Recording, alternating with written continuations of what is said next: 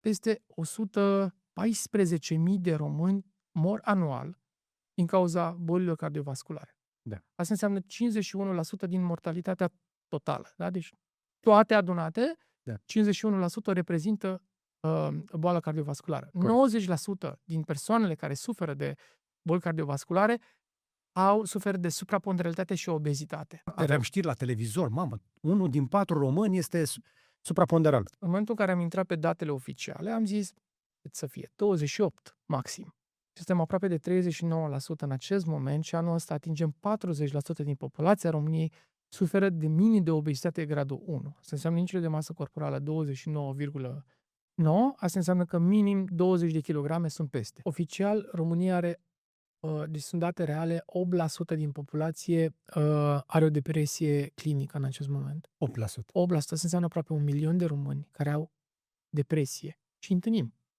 Întâlnim în supermarket, întâlnim peste tot. Chiar dacă mergi pe un covor pe cărbuni încinși și încinși de-a dreptul, există șanse mari să n-ai nimic când ai trecut și ai parcurs. Și nu trebuie să alergi, apropo. Dacă alergi, deja devine un pic mai complicat. Să mergi liniștit, în pace și cu încredere. Înainte să te gândești la paharul ăla de gin sau la ignoranța ta, realizezi că ai niște copii mici care dacă rămân fără tine, îți bagi joc de tot ce se întâmplă în jur. Salutare tuturor și bine v-am regăsit la IGDLCC, adică informații gratis despre lucruri care costă.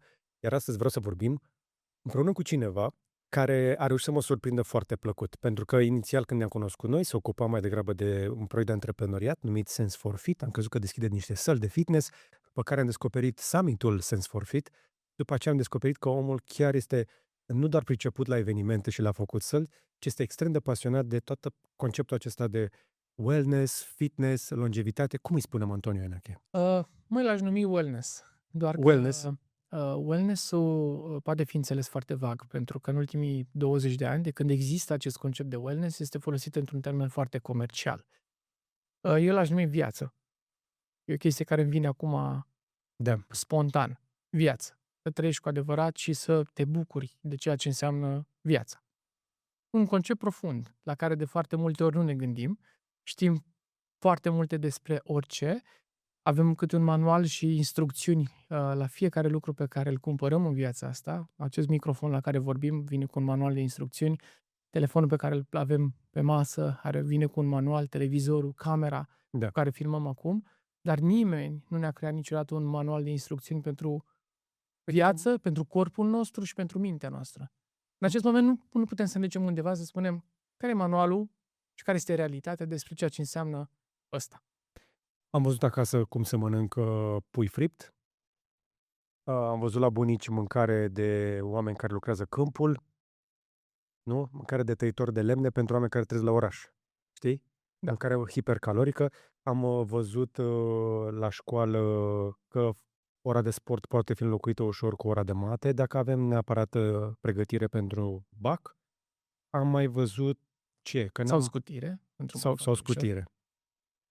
Dar nu am văzut educație alimentară, nu am văzut educație de mindfulness, nu am văzut lucrurile alea care ar fi trebuit să mă ajute să am niște, nu un manual complet, măcar niște instrucțiuni de utilizare pentru viață, așa cum vorbești tu despre ea.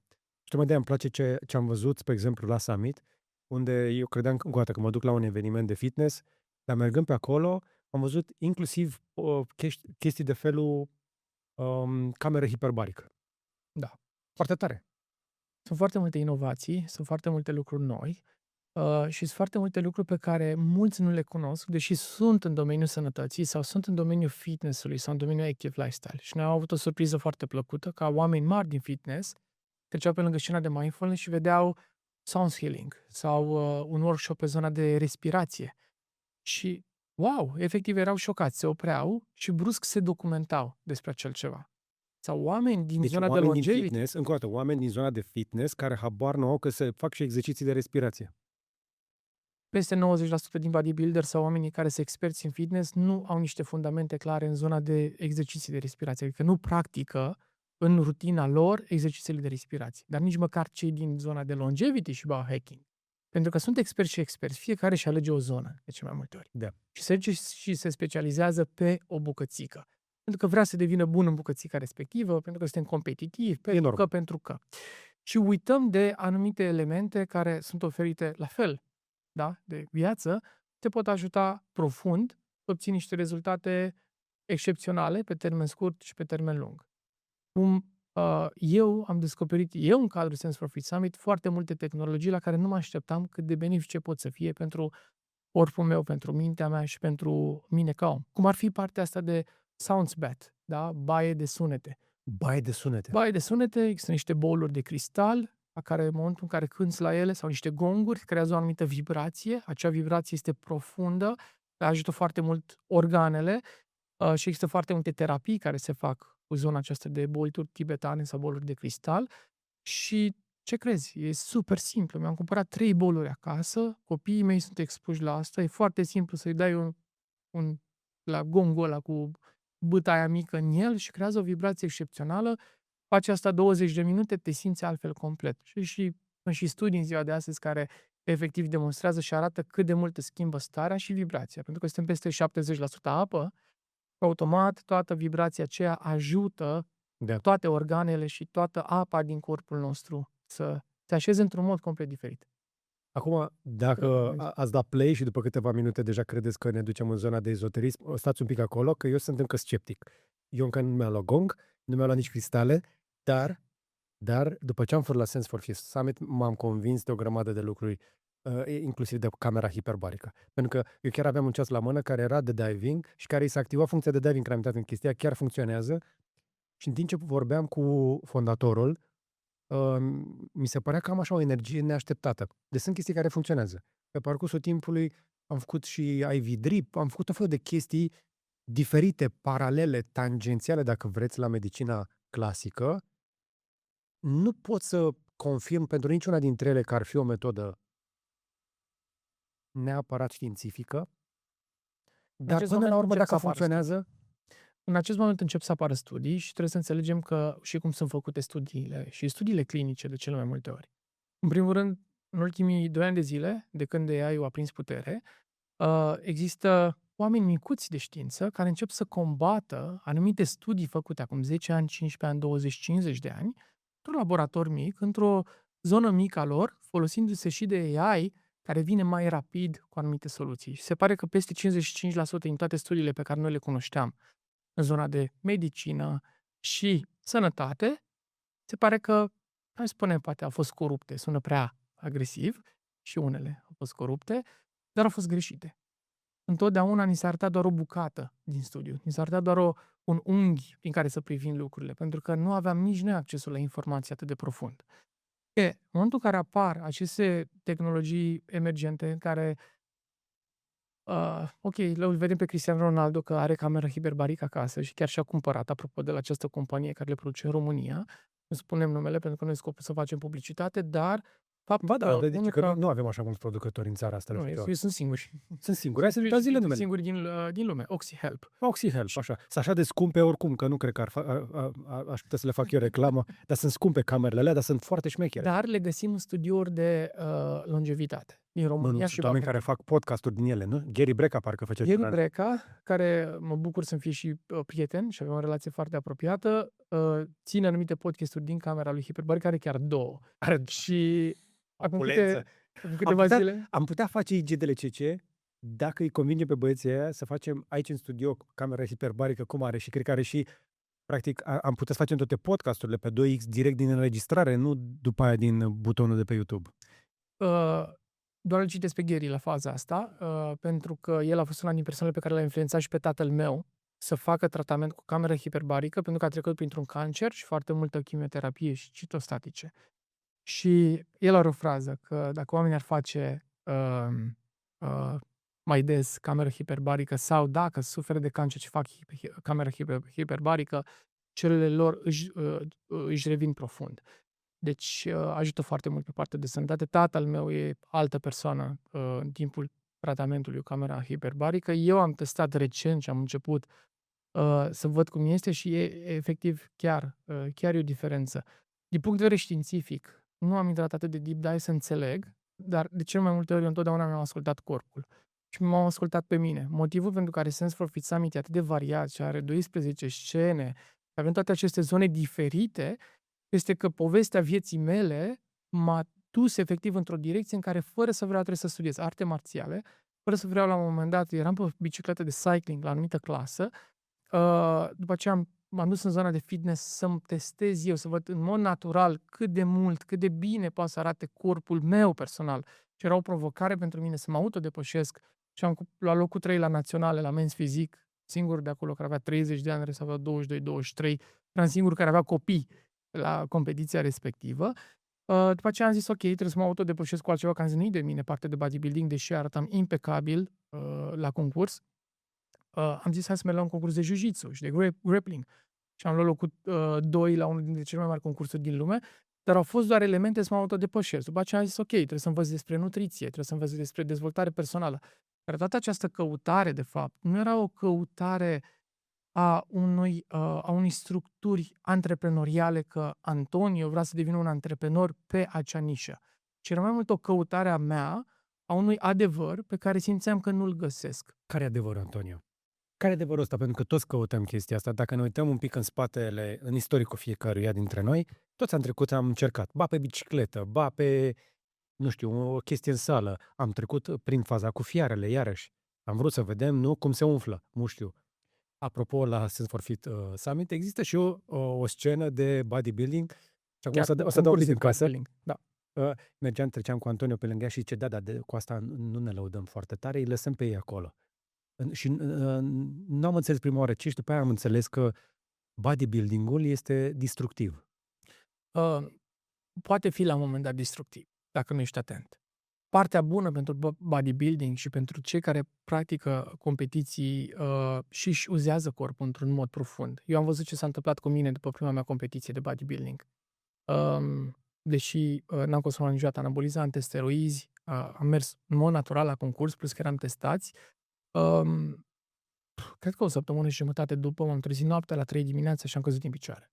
Și efectiv vreau să merg la baie și m-am pus jos și nu știam ce se întâmplă. Nu pățisem asta niciodată. Evident că aveam niște carențe nutriționale profunde prin tot acel deficit caloric și deficit de carbohidrați prin care trecusem ca să ajung cu un procent de grăsime atât de scăzut. La cât de jos ai Să coborât? cresc capa din corp, probabil 6-7% aveam procentul de grăsime. O să arăt imediat o poză după. Dar în momentul în care treci prin tot procesul ăsta și se întâmplă repetitiv, automat că corpul tău, orice forma sportului competițională, nu poate nimeni să ne spună că Poate să o menține. este healthy sau poate să o mențină la nesfârșit. Pentru că nu este foarte sănătos. Numai de aceea vedem atleți de un rang foarte mare care îmbătrânesc înainte de vreme. Avem 2 exemple pe care putem să le dăm. Și aici apare partea interesantă în zona descoperirilor de longevitate și biohacking și stilul lui Gary Brecka, care vine cu aceste inovații care par că funcționeze, dar nu că par. Sunt date că funcționează, dar sunt oameni pe care îi vedem în față și funcționează. L-avem pe fostul jucător de fotbal renumit Iniesta de la FC Barcelona, care are 42 de ani. Și când ne uităm la el, arată ca un bătrânel. Și ne uităm la Cristiano Ronaldo, care are 41 de ani și tocmai ce participă la campionatul mondial și arată ca un adolescent, aleargă ca un adolescent. În poze cu Fisu arată ca Fisu. În poze cu Fiso arată ca Fiso. În acest moment, ce putem să înțelegem din stilul lor de viață este că au protocoale complet diferite. Da, este gena care ne poate influența, dar gena ne influențează într-un raport foarte mic. Și asta e o chestie cu care noi am fost mințiți o perioadă foarte lungă de timp. Sau ne-am mințit singur că a fost mai ușor. Da, în același timp există și toată această formă de mass media, de marketing, al conceptelor care ne duc în eroare. Cum ar fi foarte multe studii clinice după care ne luăm și spunem că le luăm de bune, pentru că există un studiu. În realitate, noi mâine, dacă scoatem un supliment, există clinici în Germania, știu eu 3 doctori din Germania unde putem să avem un studiu clinic și costă undeva la 150.000 de euro. Ponderea cât timp plătești este că peste 90% el o să fie aprobat într-o direcție în care îți dorești. Atât de profundă este situația. Trebuie doar pur și simplu să cauți un pic, să-ți dai seama. Ok, dar mă întorc la întrebarea de mai devreme, Antonio. Cum facem să găsim o sursă de adevăr? Pentru că informația este mai multă ca niciodată și unul din motivele pentru care mă bucur că avem această discuție este că toată informația asta, cred eu, în viitorul foarte apropiat se va structura. Avem toată inteligența artificială, avem mai multă știință și vom avea și mai multă știință și o să mai fac o predicție dacă vrei aici. Chiar aș vrea să o rețină inteligența artificială că mă monitorizează. Inclusiv eu am un AI care monitorizează IGDLCC și îl pun să-mi facă un scoring. Foarte Uh, tare. Eu cred că o să avem singularitate în longevitate înainte să avem singularitate în inteligența artificială per se.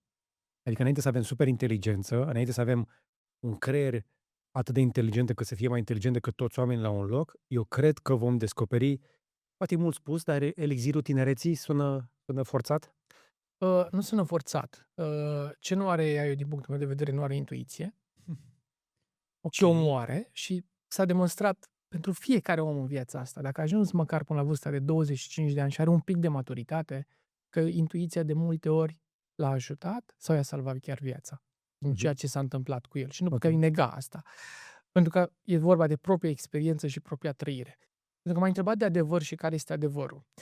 Și tocmai vorbeam de o cameră hiperbarică și prima reacție a oamenilor o să fie: stai o secundă, dar îmi permit să dau 50.000, 100.000, 200.000 de euro pe o cameră hiperbarică cum are Cristiano Ronaldo. Și da, complet adevărat. În același timp, poate să coste câteva zeci de dolari sau zeci de euro să participi la o sesiune de cameră hiperbarică.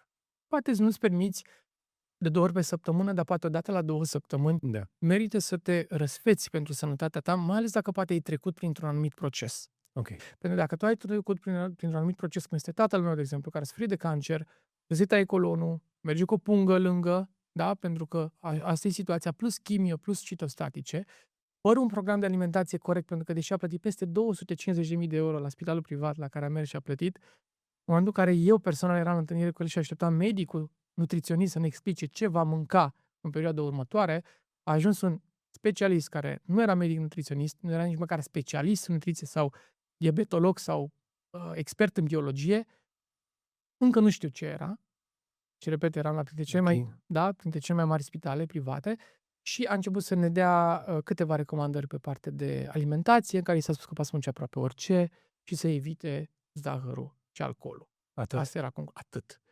Păi da, zahărul și alcoolul sunt cancerigene. E foarte bine ce a spus, dar până la asta, ok, asta o știa și băiețelul meu care are 8 ani de zile. Nu trebuie să consume alcool și trebuie să... Ce putea să zică?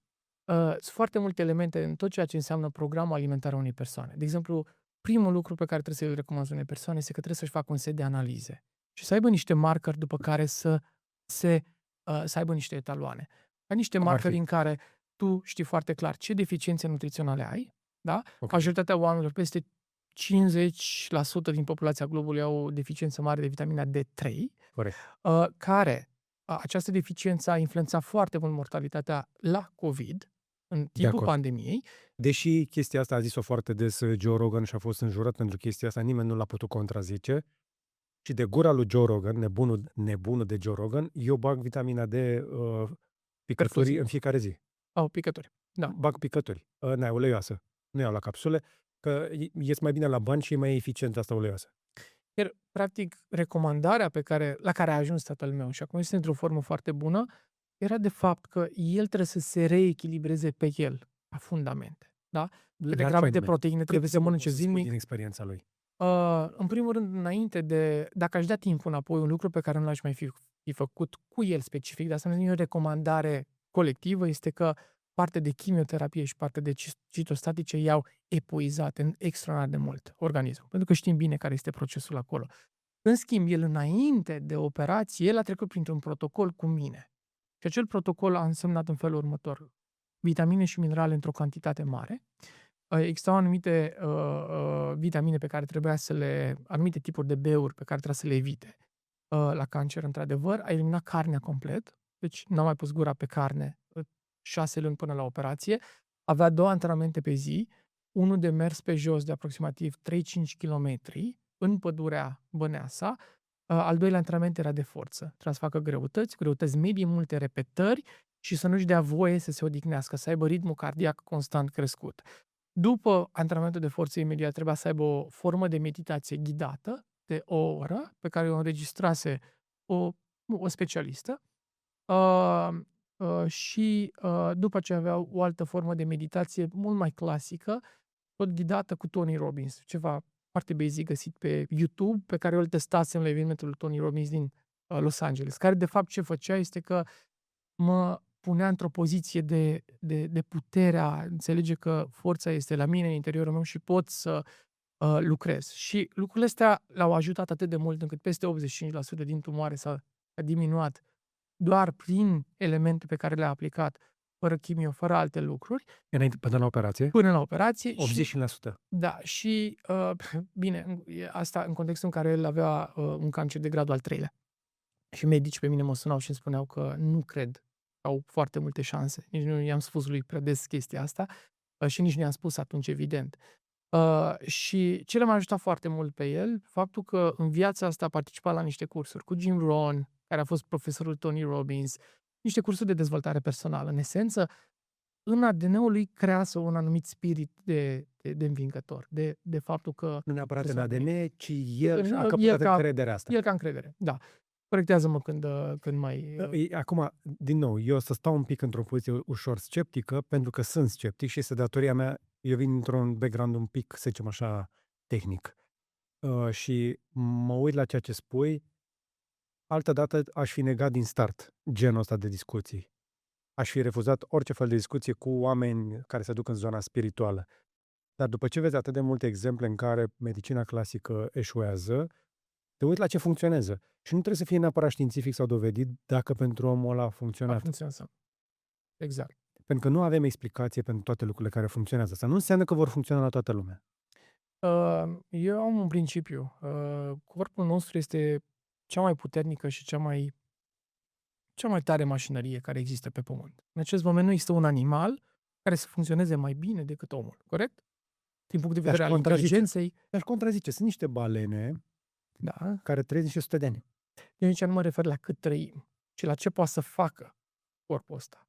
Faptul că avem memorie, faptul că putem crea lucruri, faptul că suntem creatori aici pe pământ. Inovăm lucruri, modul în care ne interconectăm între noi, toate elementele, da? Suntem sofisticați. Suntem cea mai evoluată specie din câte credem noi în acest moment, noi ca și oameni. Există aceste balene sau există și alte specii, chiar marine, care se regenerează într-un mod atât de puternic încât unele reușesc să trăiască poate sute, poate chiar mult mai mult. Au găsit un rechin de 600 de ani? Da. În acest moment, ce nu știm noi despre noi, este că noi nu știm cât de mult putem, noi ca oameni. De aceea fizica cuantică în acest moment și partea de evoluție umană și modul în care este explicată și modul în care filmul Interstellar nu era înțeles acum 7 ani și acum există premiul Nobel luat pentru aceleași elemente care erau în filmul Interstellar, ne duc într-un punct în care partea de dimensiuni pare că seamănă cu anumite elemente din Biblie, fără să intrăm în spiritualitate, dar există anumite elemente care încep să semene la un moment dat, ceea ce duc către un punct în care noi, ca și mașinărie, dacă aplicăm niște fundamente dintr-un manual pe care ni-l construim, cum ai spus tu, un AI care la un moment dat poate ne dă un adevăr sau un adevăr pe care îl găsim înăuntru nostru, ne ajută să trăim mai mult, să trăim mai bine, să fim mai interconectați, să avem mai puține războaie sau deloc și alte elemente. Și să concluzionez pentru că m-ai întrebat care este adevărul din punctul meu de vedere. Adevărul, așa cum l-am perceput după sute, poate mii de traininguri în 19 ani, de nutriție, de longevitate, de dezvoltare personală, am călătorit în tot globul, nu pentru că eram un expert în ceva. Dar de ce? Tu ce răspuns cauți în toate chestiile astea? Pentru că puteai să-ți mai faci niște facultăți în timpul ăsta. Am lucrat cu oamenii mereu și la vârsta de 18 ani am făcut primul centru wellness, în care aveam aparate de impedanță, în care măsorai procentul de grăsime, masa musculară, calculam la oameni rata de metabolică în repauză. Am făcut primele cursuri de nutriție și longevitate. Acum 19 ani, când cartoful prăjit și micul nu afecta cu nimic. Da? Era un vârful Dacă mâncai la fast food, nu exista o nuanță în care tu spui că fast food-ul îți face rău sau băuturile carbogazoase îți fac rău. Ăștia eram noi acum 19 ani. În aceste centre eu aduceam oameni care în mod special sufereau de sături de greutate sau obezitate sau tulburări metabolice și lucram cu ei pe partea de activitate fizică, măsurători și practic markerele mele, pentru că nu exista tehnologia atât de avansată și plus nici nu mă puteam duce într-o zonă în care să-i trimis să-și facă analize pentru că nu eram specializat către zona respectivă, dar cu ce puteam să fac, aveam niște rezultate excepționale. Până în punctul în care până în pandemie aveam peste 30 de centre de nutriție și fitness în România și în afara țării, cifre de afaceri foarte mari anual, și automat pandemia ne-a oprit într-o singură noapte. Dar fac această paranteză că lucrând cu oamenii într-o direcție diferită de medicina clasică, automat trebuia să vin cu niște fundamente în care eu trebuia să cred. Și eu trebuia să le aplic pe mine înainte să le aplic pe alții. Numai de aceea această căutare continuă în care realizam de fapt, și primul lucru pe care l-am spus mereu clienților mei în trecut, este că mindset-ul este cel care îi va ajuta pe ei să atingă rezultatul potrivit. Și atunci ei prima dată trebuie să se schimbe aici. Și în concluzie, pentru mine mereu, natura a fost cel mai bun medic, după aceea mâncarea a fost cel mai bun medic. Da, dacă îți rupi piciorul în natură, nu poți să pui o frunză.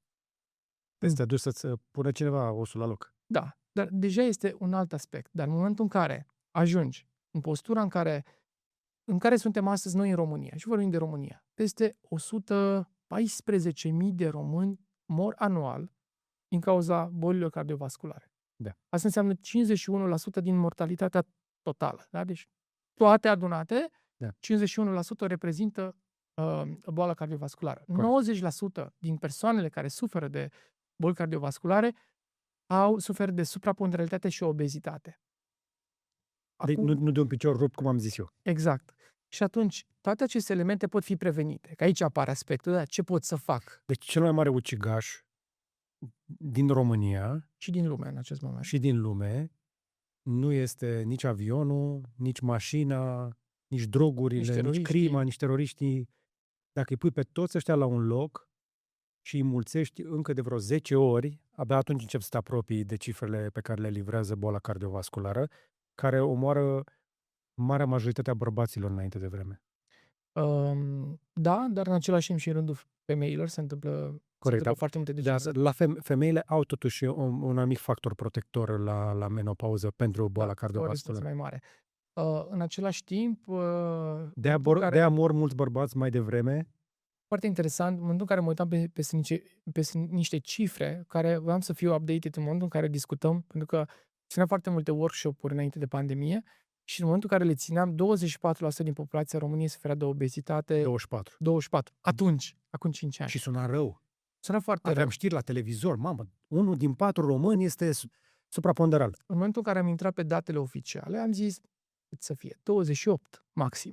Și suntem aproape de 39% în acest moment și anul ăsta atingem 40% din populația României suferă de minim de obezitate gradul 1. Asta înseamnă insulă de masă corporală 29,9. Asta înseamnă că minim 20 de kilograme sunt peste. Și problema în care ne aflăm este că ne-am obișnuit să purtăm haine mai largi, da? Și în momentul în care a devenit o normalitate. Cel mai simplu lucru, dacă nu mă credeți, mergeți într-un mall, da? Știu, stilul boxy. Ai văzut stilul boxy? Tricourile boxy n-ai văzut? Da, boxy. Arată ca un pătrat tricourile. Da. Ala e stilul boxy. Dacă arată ca un pătrat, e făcut să nu se vadă... Să se vadă anumite zone. Nu ca și critică spun asta, ci efectiv să înțelegem că suferim de o pandemie mai mare decât a fost orice altă formă de pandemie. Problema este că în momentul în care noi omenirea a trecut prin ciumă, prin gripa spaniolă și prin altele, nu aveai ce să faci. Corect? Ce să faci? N-ai ce să faci. În momentul în care tu ai probleme cardiovasculare și toate pleacă de la un proces greșit, ceea ce înseamnă structura ta de obiceiuri, automat tu ai ce să faci. Poți să nu mai bei băuturi carbogazoase, poți să bei mai multă apă, poți să faci o formă de sport, nu ai bani să mergi la sală, nicio problemă, poți să mergi pe jos, poți să mergi în parc, poți să alegi dimineața, poți să faci niște exerciții acasă, poți să aprinzi YouTube-ul și ai cei mai buni antrenori din lume care lucrează cu tine.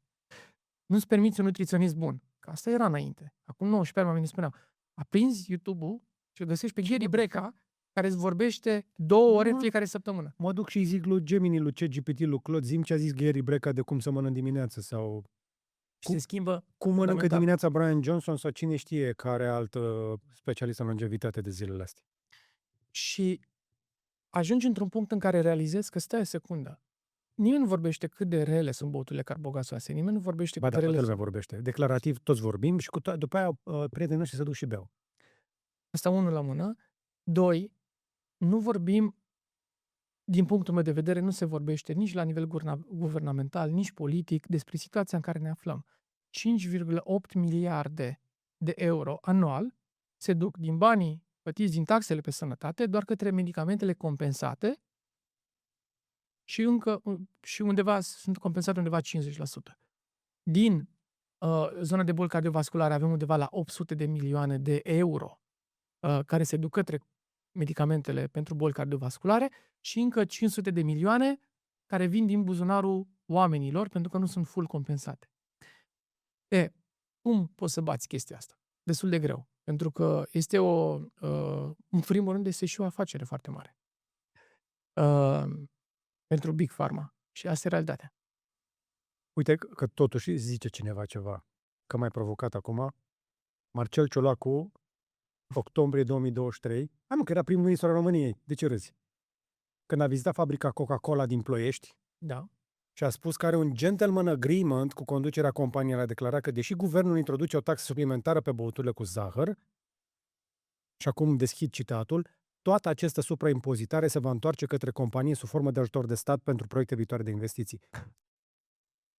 Aș fi preferat ca banii aia să ajungă în școli, în care să aduci experți, să aduci nutriționiști, să aduci oameni care înțeleg fundamental, să-i plimbi printr-o caravană. Păi, dar și ce faci cu încasările din TVA și toate astea de la cola? Ce faci fără accizele și TVA-ul de la carburanți zilele astea? Care este cercul vicios. În momentul în care peste 100 de mii de oameni mor anual de boli cardiovasculare și alte milioane suferă de boli cardiovasculare, ei nu mai sunt apți să muncească. Bărbați de 40 de ani, 50 de ani, 60 de ani, dacă au trecut printr-un preinfarct, gata. Unii au acasă, au concediu medical, unii ies la pensie înainte de vreme și devin o povară pentru societate. Știi cât Și valorează, tot noi trebuie... Știi cât valorează un om de genul ăla? Știi că s-a făcut un calcul. Deja nu mai suntem ieftini. Un om de genul ăsta care iese din producție înainte de 45, e un cost pentru societate care se duce la multe sute de mii, peste 1 milion de euro. Un om valorează în societatea modernă între 2 și 7 milioane de euro, dacă îl pierzi în partea lui productivă a vieții. Și fix asta se întâmplă. Nu vorbim de 10 oameni, nu vorbim de mii de oameni, vorbim de milioane de oameni dintr-o țară, din Europa de Est. La nivel colectiv și ce se întâmplă în lume, ajungem într-un punct în care 1 miliard de oameni din 8,2, 8,3, cât suntem acum, suferă de o boală mentală, care, dacă s-ar face o analiză profundă, este una cronică. 1 miliard. Peste 80% din bolile mentale și din anxietate au la fel probleme nutriționale, care țin de deficitul nutritiv. Explică-mi asta, pentru că asta este cel mai nou trend pe care îl urmăresc și eu. Unul din motivele pentru care avem discuția asta este că dintre noi doi faci toată ziua chestia asta, eu mă uit din curiozitate. Aud tot mai des vorbindu-se despre faptul că problemele de deprimare, depresie și alte boli psihice au de foarte multe ori legătură directă cu nutriția. Și am văzut, inclusiv într-un documentar, o fetiță despre care se spunea că are autism, da, și părinții îi dădeau grisine. Și, cum le spune, peștișori din aia. Da. Fișli din aia, cum le spunem aia, din făină. Da. Când i-a schimbat dieta și a scos-o de pe nuggets, sticks-uri și chestiile astea de pe prăjit. Neapărat zahăr. Exact. Când a scos-o de pe chestiile astea, a dispărut boala psihică. Stai puțin că parcă nu dispărea așa ușor. Am un prieten foarte bun, un prieten de familie. Fiica lui suferă de autism. A mers la toate centrele, la peste tot, efectiv, disperat. Și a dădea câți bani trebuie. Nu conta clinica, nu conta specialistul. Nu se întâmpla nimic.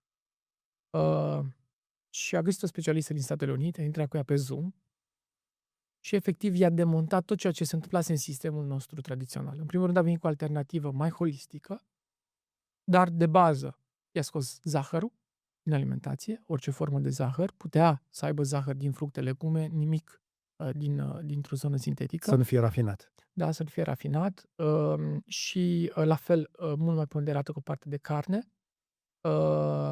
și copilul a început să-și revină profund. Deci în acest moment peste 80% din ceea ce avea ca și boală, astăzi este, îmi spune, vindecată sau mai bine.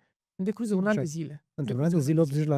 Într-un an de zile. Copilul este efectiv altceva. Are, din punctul meu de vedere, niște tantrumuri uneori care sunt foarte normale în societatea în care suntem și e și normal pentru copil la un moment dat când e în tranziția între 5 ani și 6 ani și crește creierul și automat că mai suferă de elemente. Dar copilul e la grădiniță, acum la o grădiniță normală, nu la o grădiniță cu nevoi speciale și e profundă. Sunt foarte multe lucruri pe care nu le cunoaștem, din păcate, și nu le știm. Și unul din medicii cu care tatăl meu a lucrat, nu pot să-i dau numele, chiar a avut o discuție profundă el cu Gary Breca și l-a făcut cunoștință. Este unul din medicii care a fost cei mai atacați din România.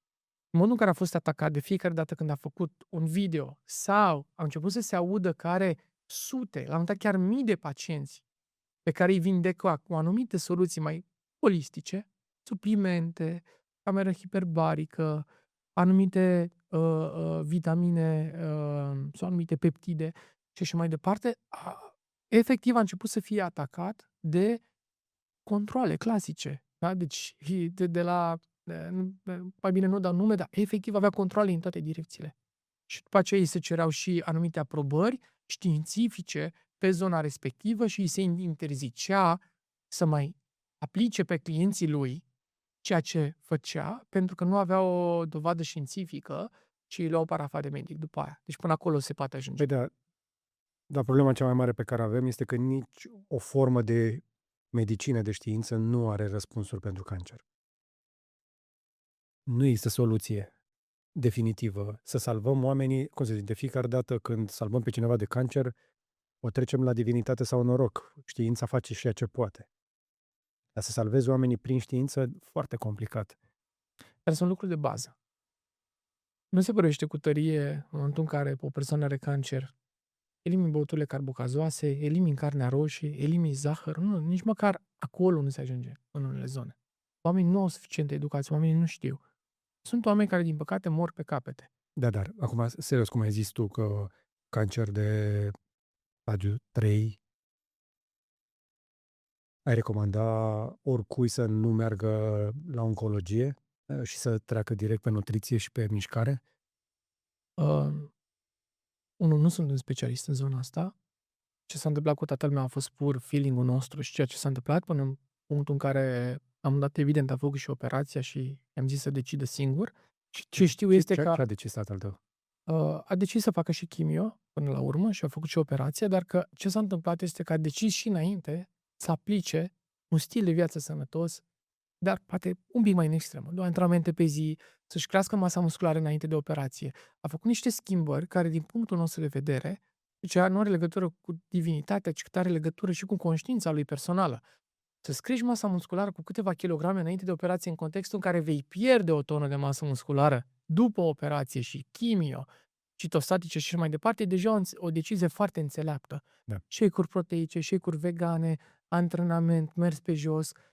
A fost în pace, nu s-a mai gândit la partea financiară, la bani, la tot ce înseamnă construcția business-ului. N-a mai produs la fel de mult, dar astăzi trăiește. Și evident că putem să spunem, da, evident că Dumnezeu are rolul lui, dar Dumnezeu poate l-a luminat să-i spună, fă ce trebuie să faci. Da. Pentru că templul e în mâinile noastre și avem un templu de care trebuie să avem grijă.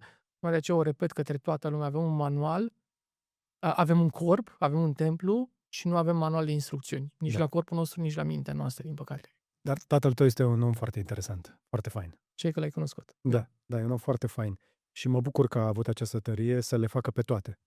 Și cred că în astfel de momente oamenii sunt dispuși să facă aproape orice. Tocmai de aceea sunt atât de multe clinici de toate felurile, inclusiv de medicină clasică alopată, inclusiv de terapii alternative, pentru că vorbim pur și simplu despre o boală care încă nu a fost rezolvată. O să o rezolvăm probabil în timpul vieților noastre și sper să salvăm pe cât mai mulți dintre ai noștri până acolo. Dar până acolo, în România, undeva doar la 18% din decese sunt influențate de cancer. Până la 51,5%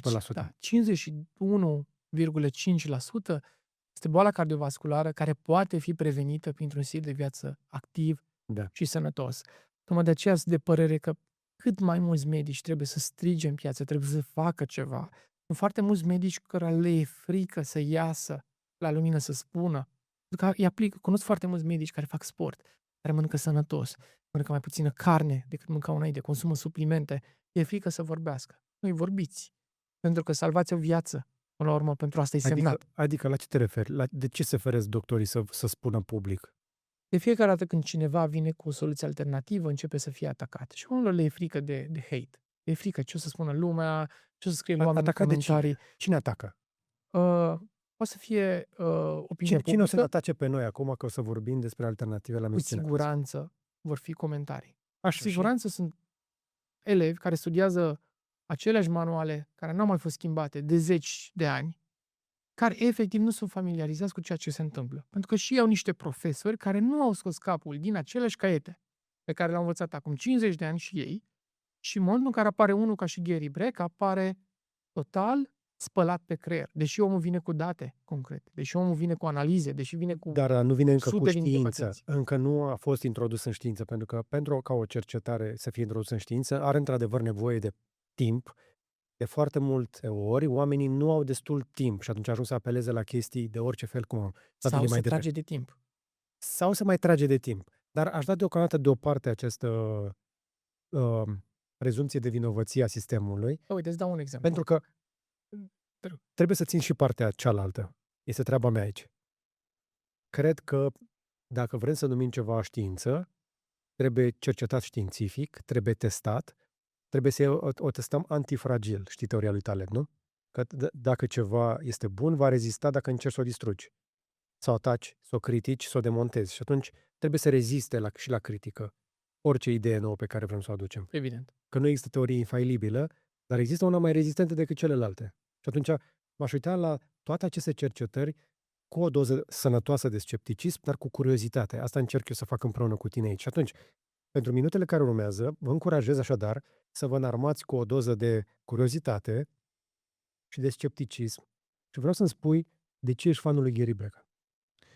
În momentul în care vezi rezultate, în momentul în care vezi oameni care trec printr-o Dăm transformare rezultatele profundă, deoparte. Zi-mi, uite-te la metodă. Ce face Gary până când ajunge la face rezultatele lucruri alea? de bază. Asta mi-a plăcut. Face lucruri de fapt care nu sunt pentru bogați. Și asta de multe ori foarte mulți îl văd pe Gary și spun, ca Cristiano Ronaldo, Dana White, Joe Rogan, Kennedy. Morgan Freeman este clientul lui acum și efectiv îi prelungește viața. Prin ce trece Morgan Freeman acum este profund, din păcate. Și sperăm să mai avem cât mai mult alături de noi, deși e... Vocea lui Dumnezeu din filme, nu? Da. Aplică niște lucruri pe care oricine poate să le aplice. Rutina lui, în momentul în care se trezește dimineața, primul lucru nu ia telefonul. Da? Prima oră nu se atinge de telefon. Repede lumină naturală. Se expune la orice formă de lumină naturală sau soare. Da? Se duce efectiv în punctul casei unde bate soarele spre el și lasă ca soarele să atingă retina ca să elimine Adenozina. adenozina. Și efectiv să se trezească cu adevărat. După aceea are propriul lui protocol cu exerciții de respirație, are mai bine de 20 de ani în care nu a fost o zi în care nu și-a făcut exercițiile de respirație dimineața. Okay. Are o formă de meditație în care se calibrează și se duce în spatele a ceea ce înseamnă agitația înainte de a începe ziua. Deci nu pur și simplu scoate notițele și începe să scrie ceva sau ce are de făcut în ziua respectivă, pentru că se umple de cortizol după. În loc să... Da, cortizol în exces, pentru că cortizolul e bun, până într-un punct, și în momentul ăla, evident că începe propriul lui protocol, care nu este atât de complicat cum cred alții. El nu este în zona lui Brian Johnson, pe care l-am cunoscut, cu care am comunicat, care m-a invitat la evenimentul lui din New York, la summitul lui, împreună cu antrenorii noștri la Sense Profit Summit, să antrenăm la summitul lui. Dar nu sunt pe aceeași lungime de undă cu el. Nu. Și eu i-am spus asta direct. Pentru că, în momentul în care el ia peste 40 de suplimente dimineața, Gary Breck are un alt stil. El spune, ok, iei suplimentele de care ai nevoie. Da. Bazat pe niște analize de bază pe care le poți face la orice clinică în ziua de astăzi cu, hai să spun, dacă vrei să le faci pe toate. Pe toate te costă până în 4.000 de lei în ziua de astăzi. Asta este și o doză sănătoasă de critică ce îi se adresează lui Brian Johnson, că ia mult prea multe suplimente în același timp și că e imposibil să măsori efectele dacă faci cocktailul ăsta. Corect. De unele chiar nu ai nevoie. Casa mea e plină de suplimente. Am la fel de multe suplimente în casă cum are și Brian Johnson, poate chiar mai multe. Ca să expire? Le am pentru că uneori mi expiră, să știi. Deci, efectiv, le am și există anumite perioade în care simt că am un anumit deficit. Și la un moment dat, când suficient ți-ai antrenat corpul, ai avut grijă de el, tu efectiv ești calibrat la propriul tău corp și îți dai seama în funcție de ce ai nevoie, de cum ai nevoie, De exemplu, nu consum mereu omega-3, dar în momentul în care simt deja articulațiile după antrenamente, încep să iau calciu, încep să iau omega-3 mai mult, după aceea sunt ok. Sau fac prea multă MSM, febră musculară. MSM, Uh, uh, metasulfonil, da, avem în casă, dar nu-l iau periodic. glucozamine, condroitină.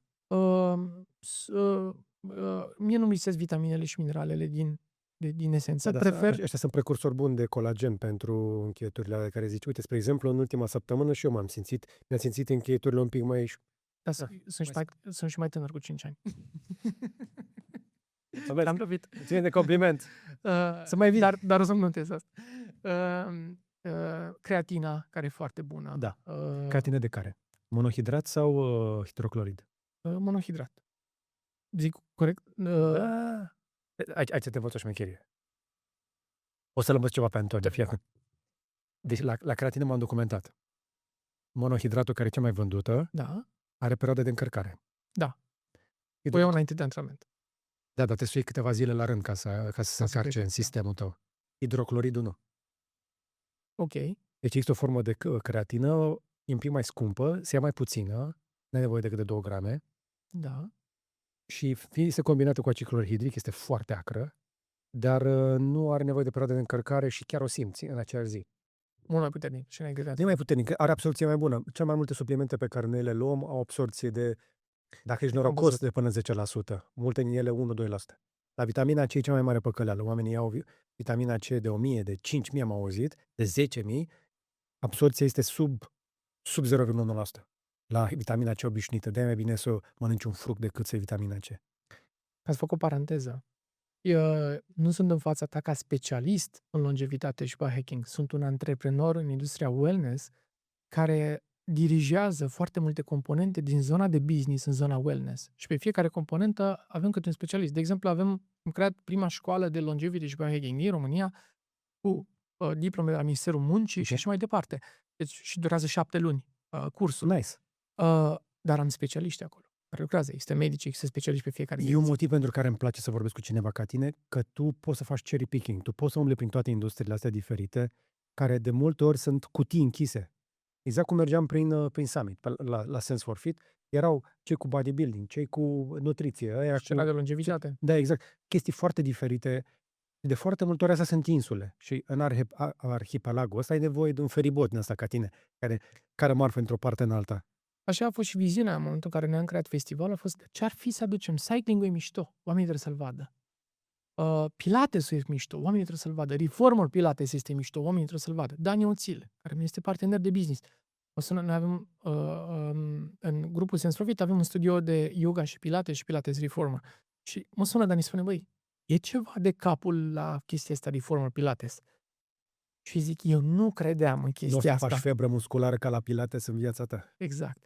Eu nu credeam în chestia asta și m-am urcat pe un reformer și mi-am dat seama cât de mult mai poate să lucreze corpul meu și îmi pare rău că n-am descoperit chestia asta mai de mult. Da. Dani a zis, m-am mai făcut curios și Dani în acest moment, de 2 ori pe săptămână, face reformer Pilates.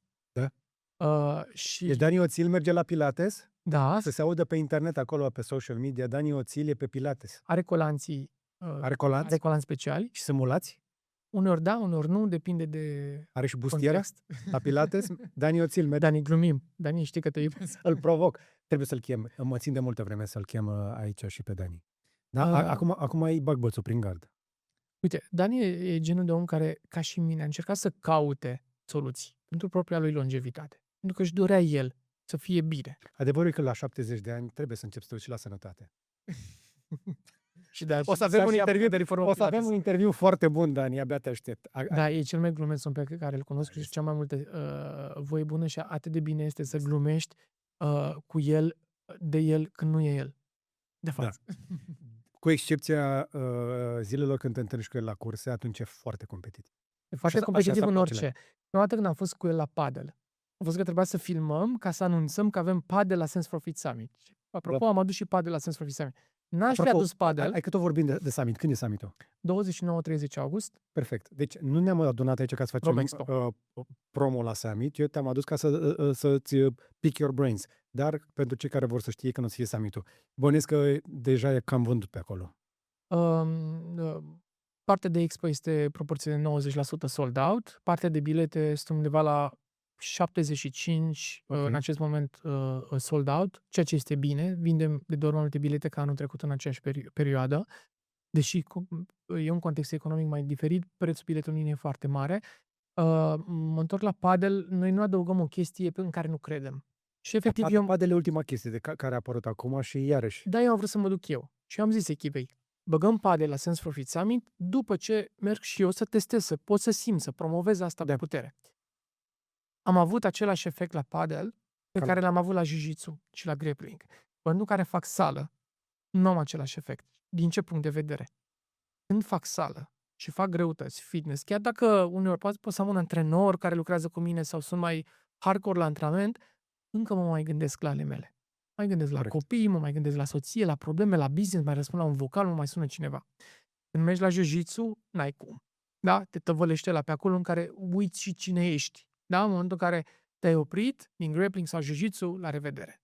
La fel probabil boxul, kickboxing-ul pe care l-am testat, dar la jiu-jitsu a fost profund. În momentul în care m-am dus la padel și am realizat că se oprește timpul în loc și efectiv trec 2 ore și wow, efectiv e ca o meditație. Nu-ți lași mintea să se mai încarce de toate nebuniile.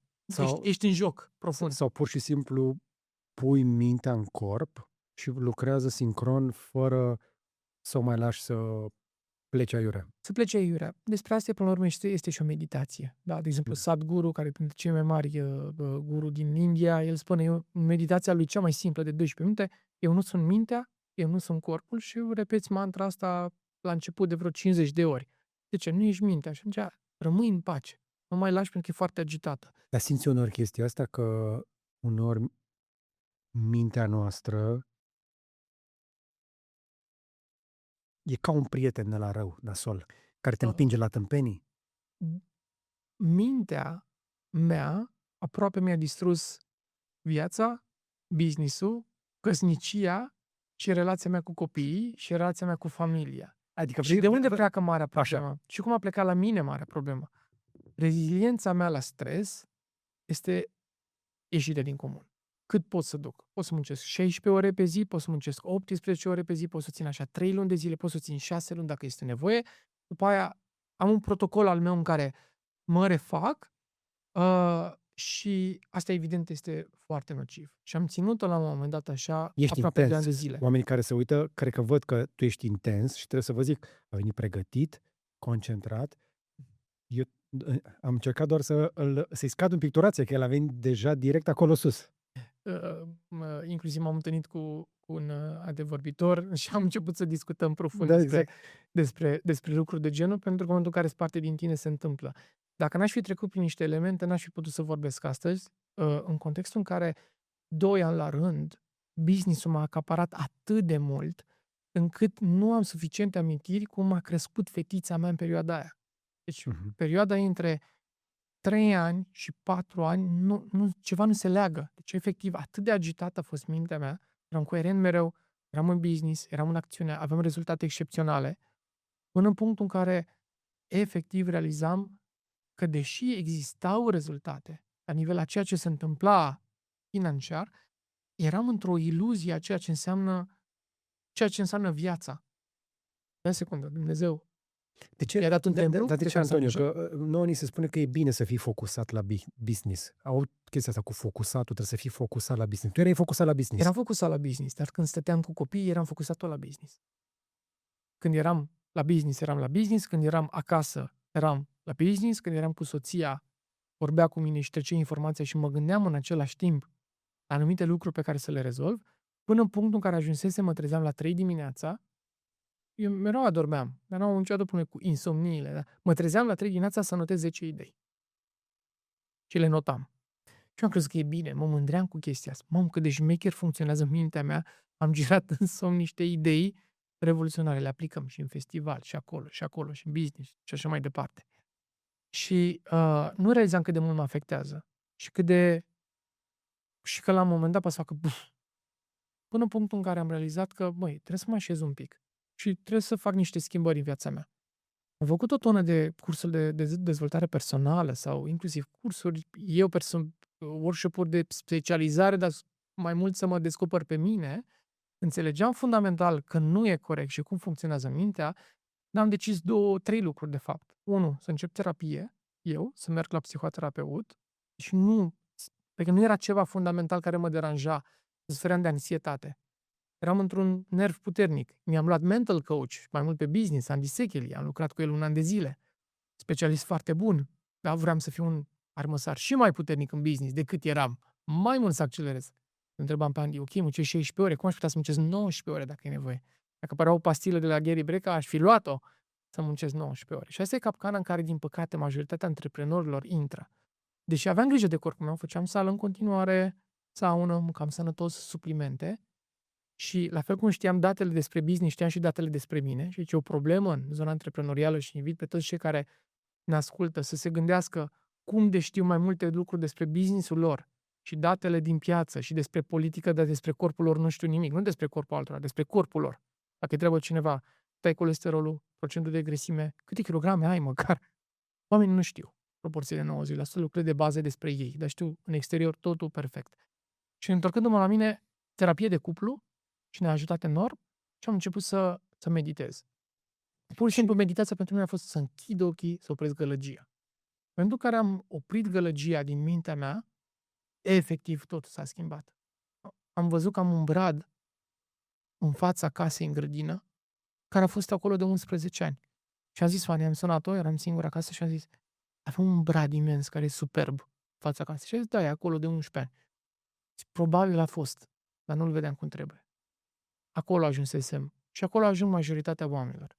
Și din punctul ăsta, mai ales că nu toți au norocul care lucrează într-un domeniu în care nu au variante. Consumă suplimente, fac sport pentru că sunt în industria asta. Și am fost norocos. Dar când nu ești în industria asta și treci prin acest heirup pe care îl oferă societatea, pe care ți-l spune societatea că e bine să-l aplici, ajungi să te pierzi. Ajungi ori în cei 51% din români care mor și cu toți murim într-o zi. De ce să mor de infart? De ce să mor de inimă? De ce să nu știi cum e să te simți bine? Pentru că problema oamenilor în acest moment este că ei nu mai știu cum e să te simți bine. Nu au nici măcar acea experiență să știe cum e să te legi la șireturi fără să te doară, fără să te chinui, să urci 2 etaje fără să gâfui, să poți să alegi după copiii tăi, să te bucuri, să primești un mesaj. Și toate acestea se cascadează în și mai multă anxietate, și mai multă depresie. Și e o combinație între mintea care devine încărcată și corpul care devine încărcat. Eu am avut noroc, corpul aveam grijă de el. Și atunci mintea automat a fost mai ușor să mă redresez. Mi se pare foarte interesant ce spui și mă bucur că deși sunt aici cu cineva care a venit din zona de fitness, am vorbit prima dată de mâncare, noi am vorbit de cap și acum probabil că ați trece la nivelul următor. Dar aș mai completa ceva la ce ai spus. Am citit o carte recent, în sfârșit am ajuns și eu la Psihologia banilor la Morgan Housel, care zice o chestie foarte interesantă fix despre generația asta noastră. Bărbații ăștia care bagă catancul, camigul, după aia se ardă și se prăjesc și la un moment dat mor înainte de vreme. De cel mai multe ori noi avem această iluzie că facem acest sacrificiu pentru familie, pentru a ne schimba condiția socială și ne premiem cu o vacanță, pentru că ne aducem aminte că în ultima vacanță am fost fericiți. Dar de ce am fost fericiți în ultima vacanță?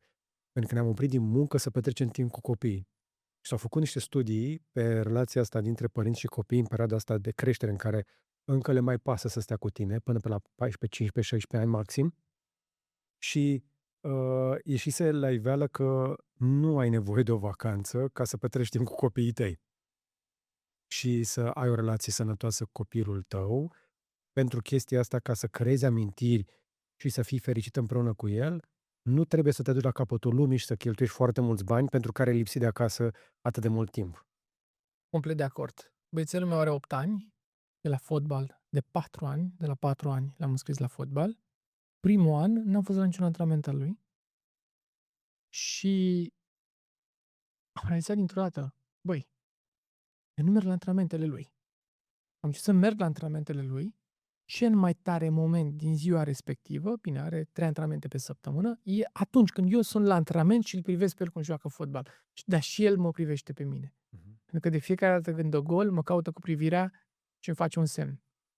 Ceea ce înseamnă că era acolo. Și de cele mai multe ori pierdem această conexiune spunând, și am prieteni care mi-au spus, da, trag tare, pentru că Să-i fericirea arătezi viitorul. copilului meu, nu, mai profund, mai jos, fericirea copilului meu când îl plimb cu Ferrari sau când îl duc cu Geu sau cu Rolls-ul, e o satisfacție a lui, e o profundă. Și eu zic un lucru. Și am spus, când copilul o să aibă 18 ani și o să fie conștient, o să-ți spună că ar fi preferat mai mult timp cu tine decât să se plimbe cu Ferrari-ul la școală ca să arate el colegilor care Ferrari. Chestia asta întotdeauna se întoarce și se întoarce și o simțim noi. Că și noi suntem copii. Pe toți oamenii care sunt pe moarte, mai ales de cancer, când i-au întrebat, sau pe patul de moarte, cei mai mulți oameni care au fost întrebați, niciunul dintre ei nu spune ce satisfacție a avut că și-a luat mașina aia scumpă. Și când îi întrebi de satisfacții și de regrete, toate se leagă de timpul petrecut cu cei dragi. Cu familie și conexiune. Da. Da, și asta e profund. Și asta vrem să facem și la Sense for Fit Summit, să educăm. În momentul în care noi am construit inclusiv povestea pentru anul ăsta, ne-am gândit, ok, ce mai are omul nevoie și mai mult? Are nevoie Ce și mai de ai nevoie, domnule? De ce am vorbit de nutriție? Am vorbit că trebuie să ieși din capul tău. conexiune cu natura. Conexiune cu natura. Ieri am închis un parteneriat care va fi fix în fața festivalului cu un brand care vinde corturi pe mașină atașate și cum i-am contactat? Eu i-am contactat că vreau să-mi iau eu pentru mine, pentru că am realizat că vreau să fiu mai conectat cu natura. Am început în ultimii 2 ani de zile un proces în care în sfârșit stau și eu cu picioarele în iarbă, desculț, nu înțelegeam cât de profund este și cât de mult te poate ajuta natura.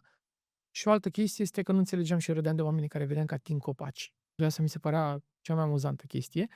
Încă nu înțeleg fundamental ce se întâmplă în spate, dar am început să-i ating și eu. Am zis, dacă îi ating alții, dacă alții fac asta, probabil se va lega ceva. Și vreau să promovăm și toată partea asta de conexiune cu natura, partea de meditații.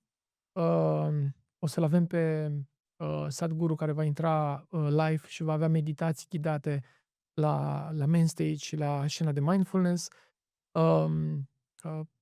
Tot felul de elemente din zona de biohacking și longevity pe care vrem să le promovăm, nu doar la nivel de tehnologie, pentru că anul trecut, de exemplu, eram un pic păcălit, mă gândeam că red light therapy, camera hiperbarică, toate aceste elemente care sunt și scumpuțe uneori, da, trebuie aduse. Da, ok, le-am adus, dar cât de mult vorbim și de lucrurile de bază pe care oamenii trebuie să le facă și noi le-am uitat și au fost acolo de când lumea. Uite, spre exemplu, cold plunge, m-a învățat pe mine un amic arhitect, se duce și stă în natură și face baie de natură, trece dimineața și se spală cu apă rece de la râu. Practic ce a făcut? A făcut nature bath, sau cum au și danezii un nume pentru chestia asta. Baie în natură, dar efectiv să stai în natură, fără să vezi construcții beton, fier, și după aia dai cu apă rece. Noi avem chestia asta, o simțim în noi, că părinții și bunicii noștri au făcut chestia asta natural. Noi am pierdut antrenamentul ăsta. Am vrut doar să fac o mențiune scurtă. Pe 4-7 iunie a fost Camper Van Fest la Râșnov. Și recomand oricui care vrea o experiență cu cortul de care ziceai tu. Sunt niște băieți acolo super next level. Am văzut niște utilaje care te duci la 6.000 de metri cu rulota. De ce credem că pescuiesc bărbații? Eu mereu m-am întrebat. La un moment dat mi se părea cea mai plictisitoare chestie Da. și fără sens. La un moment dat, măi, du-te la supermarket. Da. Să găsești un pește foarte mai șmecher. Evident, glumesc acum, dar am început să iau pe logică, da? Omul se duce în natură, are o conexiune cu natura. Stă în liniște, nu poate să stea să vorbească sau să aprindă TikTok-ul și să dea scroll în timp ce este la undit. Îi rămâne în pace. Și chestia asta se pare că îl ajută foarte mult pe bărbat, în mod special pe bărbat, care, preponderent, noi trebuie să fim mai mult în pace decât femeia. Este o chestie pe care, în general, și cuplurile trebuie să E le un mod înțeleagă. diferit de funcționare. Așa funcționăm. Ăsta e manualul corpului nostru. Noi, pe istoricii noștri, da? Natura a Vânau, utilizat, stăteau în liniște, exact. se întorceau acasă, era să-și revină. Natura așa a selectat. Deci nu e vorba că nu am fi noi mai sociabili. Pur și simplu, bărbații care au supraviețuit sunt ăia care au vânat în liniște și au stat geana. George, trăim într-o eră în care încep să apară studii și specialiști mari care promovează în cele mai mari podcasturi din lume că masturbarea e sănătoasă și dacă poți să faci zilnic, e super ok. Doamne ferește, există așa ceva? Da, și există și la bărbați și la femei. Trăim într-o eră în care informația este peste tot. De cele mai mari specialiste de la Eu nu cred Harvard, chestia asta. printre cele mai mari specialiste de la Harvard în sexualitate, acum, în mod special, fix pe zona asta s-a axat și mai mult și am văzut și la The Diary of CEO. I call bullshit on that. Uite, 100%. acum am terminat cartea lui Galloway care explică de ce dacă nu ești un pic horny, nu ești din casă, nu întâlnești alți oameni. Și ajungi în manosferă la mâna la băieții aia care îți vând tot felul de, cum era, Red Pill? Deci trebuie să fii horny, dar trebuie să folosești energia aia nu ca să te descarci singur. Trebuie să te duci să cauți alți oameni care să o descarci. Văzești constructiv și noi știm și e demonstrat că energia circulă prin tot corpul. Lasă-o să circule. Deci eu nu înțeleg asta cu masturbarea, va trebui să mai cercetez, dar nu cred în ea. Nici eu nu cred și evident, tocmai de-aia am și specificat, trăim într-o societate uneori atât de bolnavă și toxică încât Poți să justifici orice. Poți să explici inclusiv așa ceva. Și mă întorc la cum ai întrebat de Gary Breca. El este omul principal din spatele lui Kennedy care a schimbat piramida alimentară acum 6-7 luni de zile în noua administrație Trump. Așa. Deci, la ei nu se numește ministrul sănătății, dar Kennedy e Secretarul. Da, hai să-l numim ministrul sănătății ca să înțeleagă toată lumea. Okay. El și-a făcut un board. În acest board el este condus și de Gary Breca. Și el a schimbat piramida sănătății. Gary mi-a zis acum câteva zile când am văzut personal, de 55 de ani piramida aia nu era schimbată, băuturile carbogazoase erau încadrate la ok, nu dăunau cu nimic, contractele, cum avem noi cornul și laptele, da, de la guvern, contractele guvernului pentru a da mâncare, tichetele de masă la școli, erau contracte închise cu companii de pizza, companii de fast food, companii de băuturi carbogazoase, le-au anulat pe toate, ei au pierdut câteva sute de miliarde doar în ultimele luni de zile. După aceea a fost programul de vaccinare, care am înțeles că avea peste 40 de vaccinuri obligatorii la copii până la vârsta de, nu mai știu, 10 ani, 8 ani, whatever, da?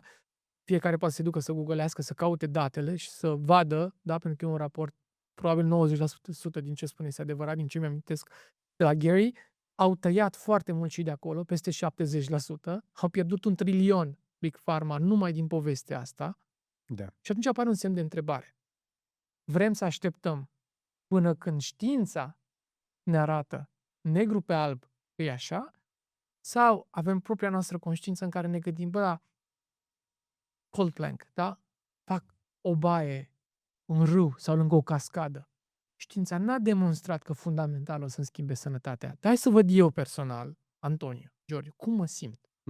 Țin minte cât de mult am apreciat când te-ai apucat de sport cu Florin Cușbă și am văzut procesul de transformare. La Florin am ajuns târziu, am trecut prin pilates, înainte kickboxing, nu am făcut mai multe. Pentru că mai multe, dar atunci s-a simțit o schimbare. Exact. Pentru că mai e o chestie pe care o spunea Dana White, o spunea lui Gary Breca, slăbise și înainte cu alții. Dar contează cum, contează sănătatea ta, cum arată, cum te simți tu, biomarkerii tăi cum arată și analizele tale cum arată. Și s-a văzut o schimbare, dar nu știu cât ți-a spus, eu am văzut o schimbare a tot, energia ta, aura ta, cum vorbeai. Florin, acum, spre exemplu, se duce super next level. Acum nu vreau să dau din casă, dar mi-a arătat niște lucruri la care lucrează. Și la summit o să le arate, la Sense for Fit Summit. Serios? Ne-a promis o prezentare bazată pe asta. Bine, atunci nu vă zic. Nu, spune mare. Nu. Mă bucur foarte tare că l-a prins chestia de neuroștiință combinată cu fitness-ul și vrea să facă neurofitness, dar nu vă zic mai mult. Nu vreau să-i strică premiera. A testat pe mine niște chestii.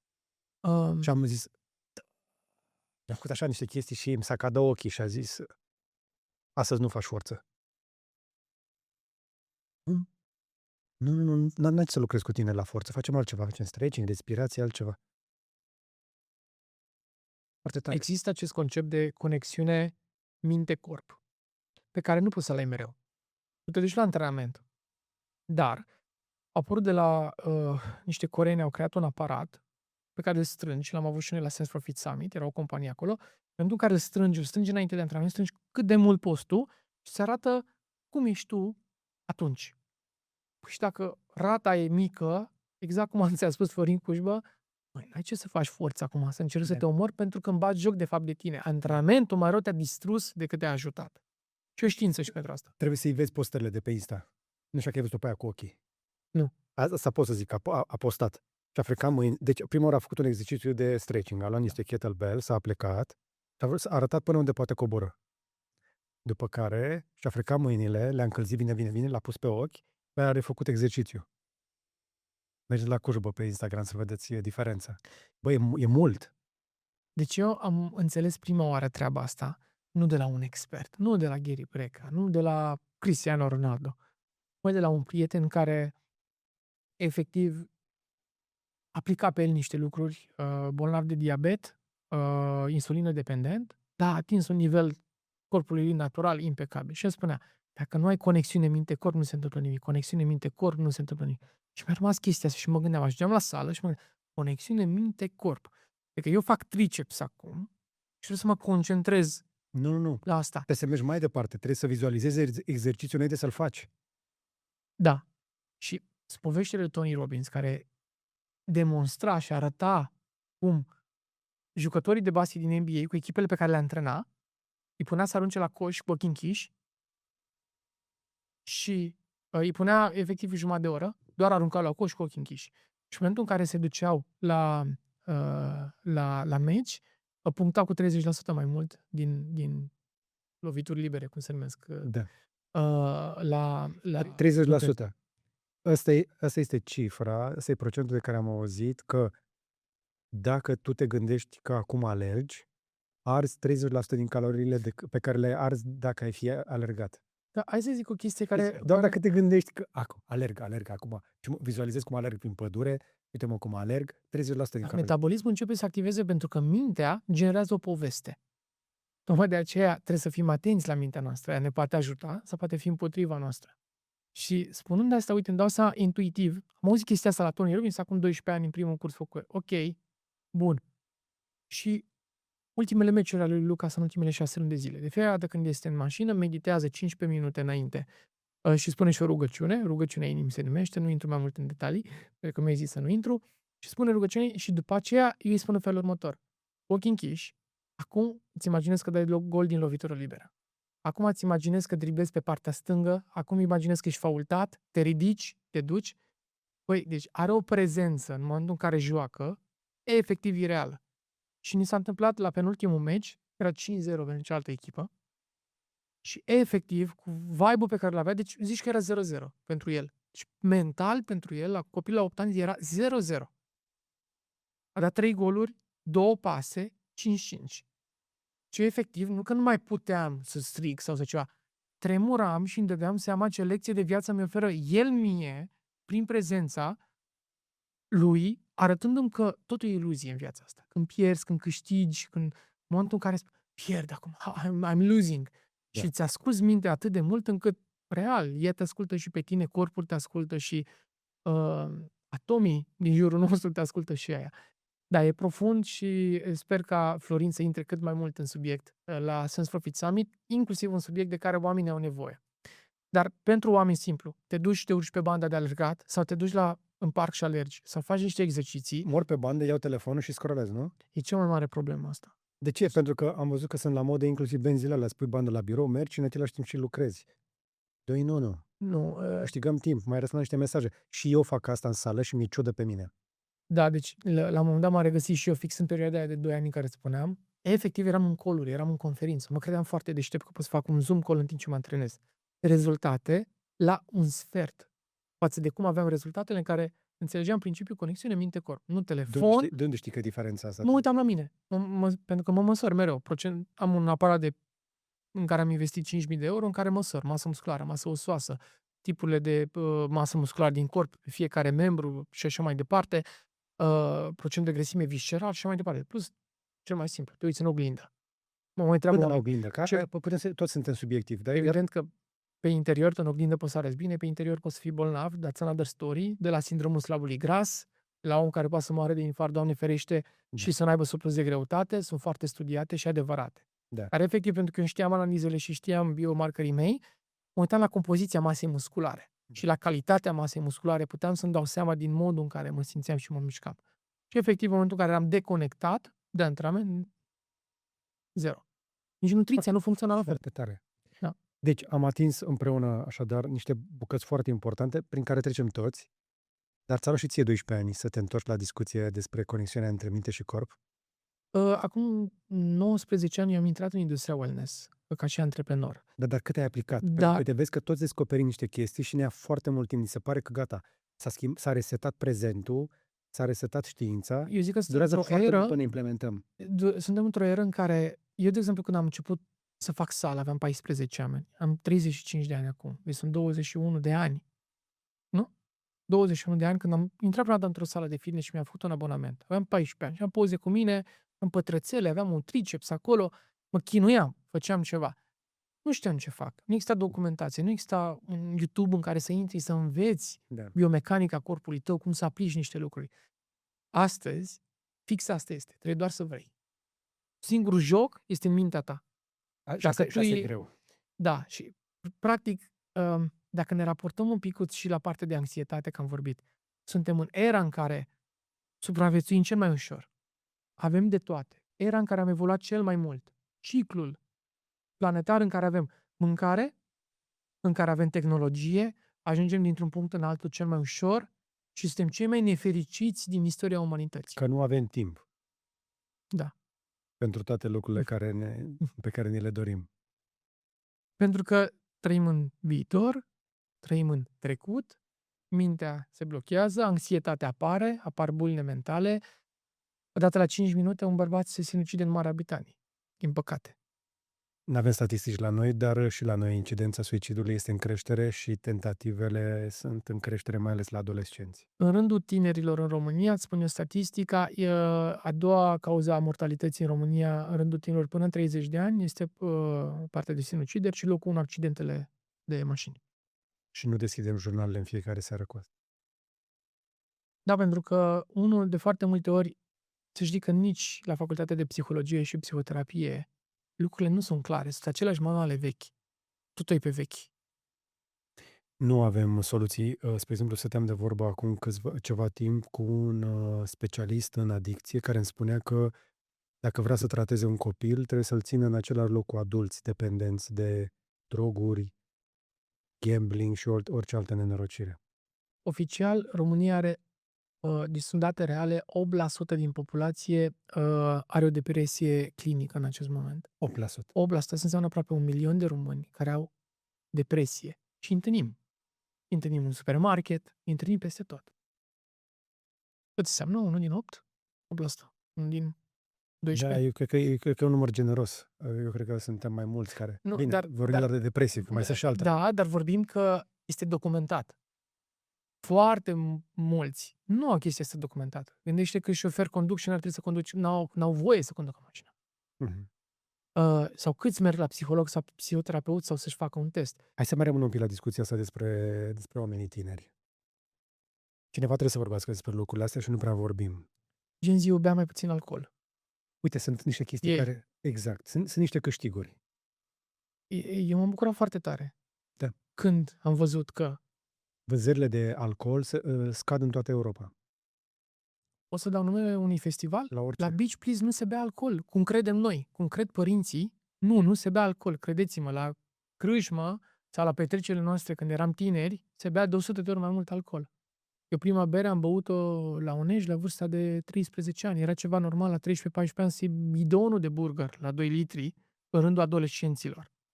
Și trăiam într-o familie care aplica un stil de viață sănătos, știam că nu e bine. Și prima dată m-am îmbătat fără să știu că urmează să mă îmbăt și ce se întâmplă cu mine la 14 ani. Și vomitam ficații din mine. Nu exista nicio formă de educație. Și aia e generația care am trăit. Era la Unești, în Moldova. După aceea, discotecile erau pline cu generația noastră, nu exista să nu bei alcool, nu exista să nu te îmbeți, nu exista să nu fii amețit, Și să ne să fii euforic. Sau să nu iasă o bătaie. Sau de multe ori erai implicat în una fără să vrei. Repet, din familii bune. Și știm bine, de cel mai multe ori fix din familii bune plecau toate elementele și se întâmplă în general. Astăzi trăim într-o eră în care gen zici, nu, e ok. Fac sală, mănânc mai sănătos. Ok, mai mănânc o shawarma, mai beau un Pepsi, mai beau o cola, dar... Un crispy. Da, dar nu constant. Dar nu constant. Și tendința... Adevărul e că ei mănâncă mai multă mâncare sănătoasă decât mâncam noi la aceeași vârstă. De multe ori. au început să fie mai conștienți. Evident că avem aceste discrepanțe foarte puternice. Avem diverse comunități, vedem tineri pe care noi nu îi vedeam în România acum 10, 15, 20 de ani. Adică, Poate prea emo, sau poate prea rocker, sau poate prea LGBT-like și cumva începem să ne speriem și spunem, n-am mai văzut chestia asta la noi. păi nu, că Știi? înainte stăteau închiși în casă că le era frică. Asta unul, da, dar evident nu sunt atât de mulți, cum credem. Nu. Doar că într-o lume aparent relativ uniformă, par mulți. Par mulți. Când de fapt sunt Abonamentele puțini. la sală, lanțurile mari de gym-uri din România se vând tinerilor până în 30 de ani. Serios. Da. De-aia se și deschid săli pe bandă rulantă. Nu se deschid multe în perioada asta în România, din punct de vedere, săli se deschid. Și sunt investiții de sute de milioane de euro care vin din afara țării, fondurile încă bagă bani și încă urmează. Planul e următorul în industria fitness în România, în următorii 4 ani se vor dubla numărul de săli. În următorii 4 ani. În acest moment avem aproape 1000 de săli în România. Evident, există trei jucători mari din lanțurile de săli. Unul din ei este cel mai mare din Europa de Est și toți sunt într-un proces de creștere și au ieftinit abonamentele. Și real Pentru că sunt foarte scumpe acum.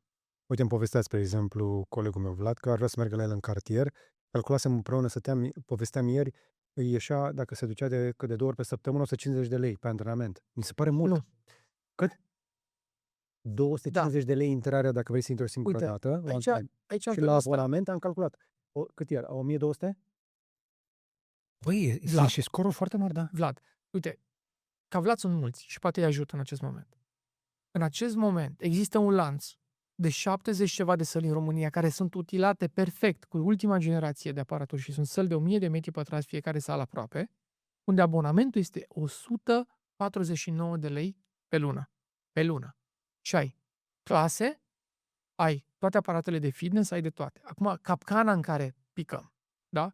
Vlad și unii dintre noi, vedem Gary Breca, antrenamente, Florin Cușbă, nu oricine își permite să meargă la one-to-one sau la centrul lui Florin Cușbă. Este mai nișat, este mai segmentat. Pentru că el nu poate să deservească 100 de oameni. Exact.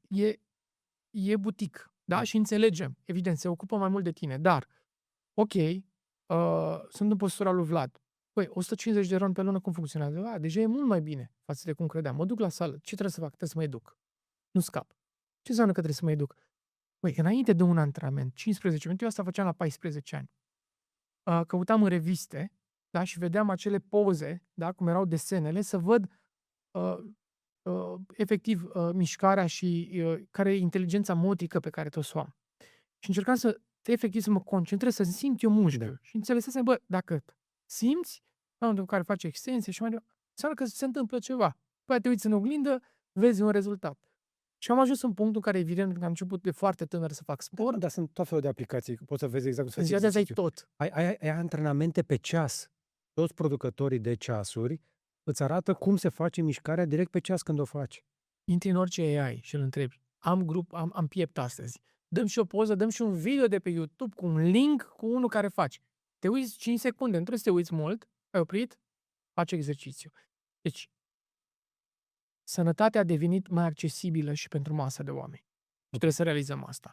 Există supermarketuri în care intri și real, cu 70 de lei, ții mâncare pentru 2 zile și sănătoasă și trebuie doar să vrei. Trebuie doar să știi ce spui în coș, să calculezi lucrurile. Da, carnea e mai scumpă în general.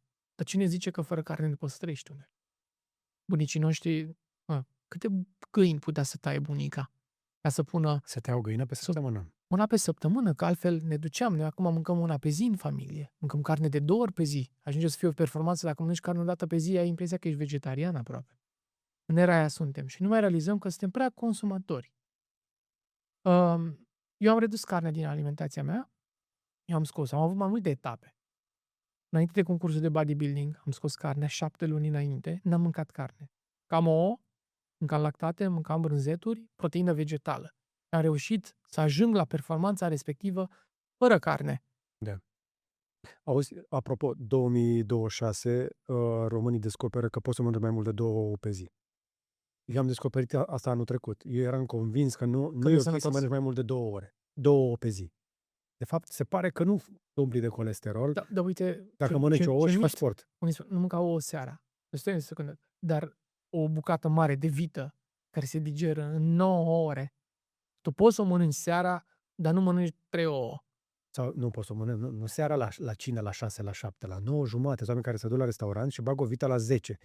Eu nu înțeleg că, practic, organismul lor pe timpul nopții ce fac este că în loc să se recupereze, trebuie să digere vita aia. Altfel rămâne acolo sărac. 30% din caloriile din vita aia se duc în digerarea vitei. Da. Și ne întrebăm de ce ne trezim obosiți, de ce avem cearcăne, de ce nu avem chef de viață, de ce nu avem anumite emoții sau stări. Adică eu cred într-un element care poate să sune mai ezoteric, dar în momentul în care vaca aia a plâns când a fost tăiată și tu ai mâncat-o, Nu mai apucă. în ziua de astăzi, da, e mult mai rapid procesul, dar simte. La mine la țară porcul plângea cu o săptămână înainte să fie tăiat. Nu știu dacă și la noi la țară și la voi la țară. Ok. E documentat asta și o știe orice om care are porc la țară. Poate să răspundă în comentarii. Începe, plânge, are reacții, e anxios, doar când te duci spre el, gata, începe și face ca toate alea. Și toată lumea care a tăiat porcul la țară știa chestia asta. Toată emoția aia, evident că Se pune e o încărcătură, pentru că s-atomi, energie. și noi punem stresul, frica, anxietatea, depresia, le punem în corp. Și atunci mă întorc la întrebarea de mai devreme, Antonia. Vorbeam despre oamenii tineri, care, iată, crește supărarea din toate sursele. Anxietatea, depresia și ajung până la tentative de suicid. Nu vorbești mie despre mișcare și despre nutriție ca bază pentru a rezolva o problemă de psihologie socială, până la urmă? Da, problema este că plecăm tot de la povestea cu manualul corpului și manualul minții noastre. În momentul în care nu scoatem stresul prin mișcare, îl păstrăm în noi. Dar toată tensiunea aia trebuie scoasă. Primim energie de peste tot. Da? Suntem făcuți din energie.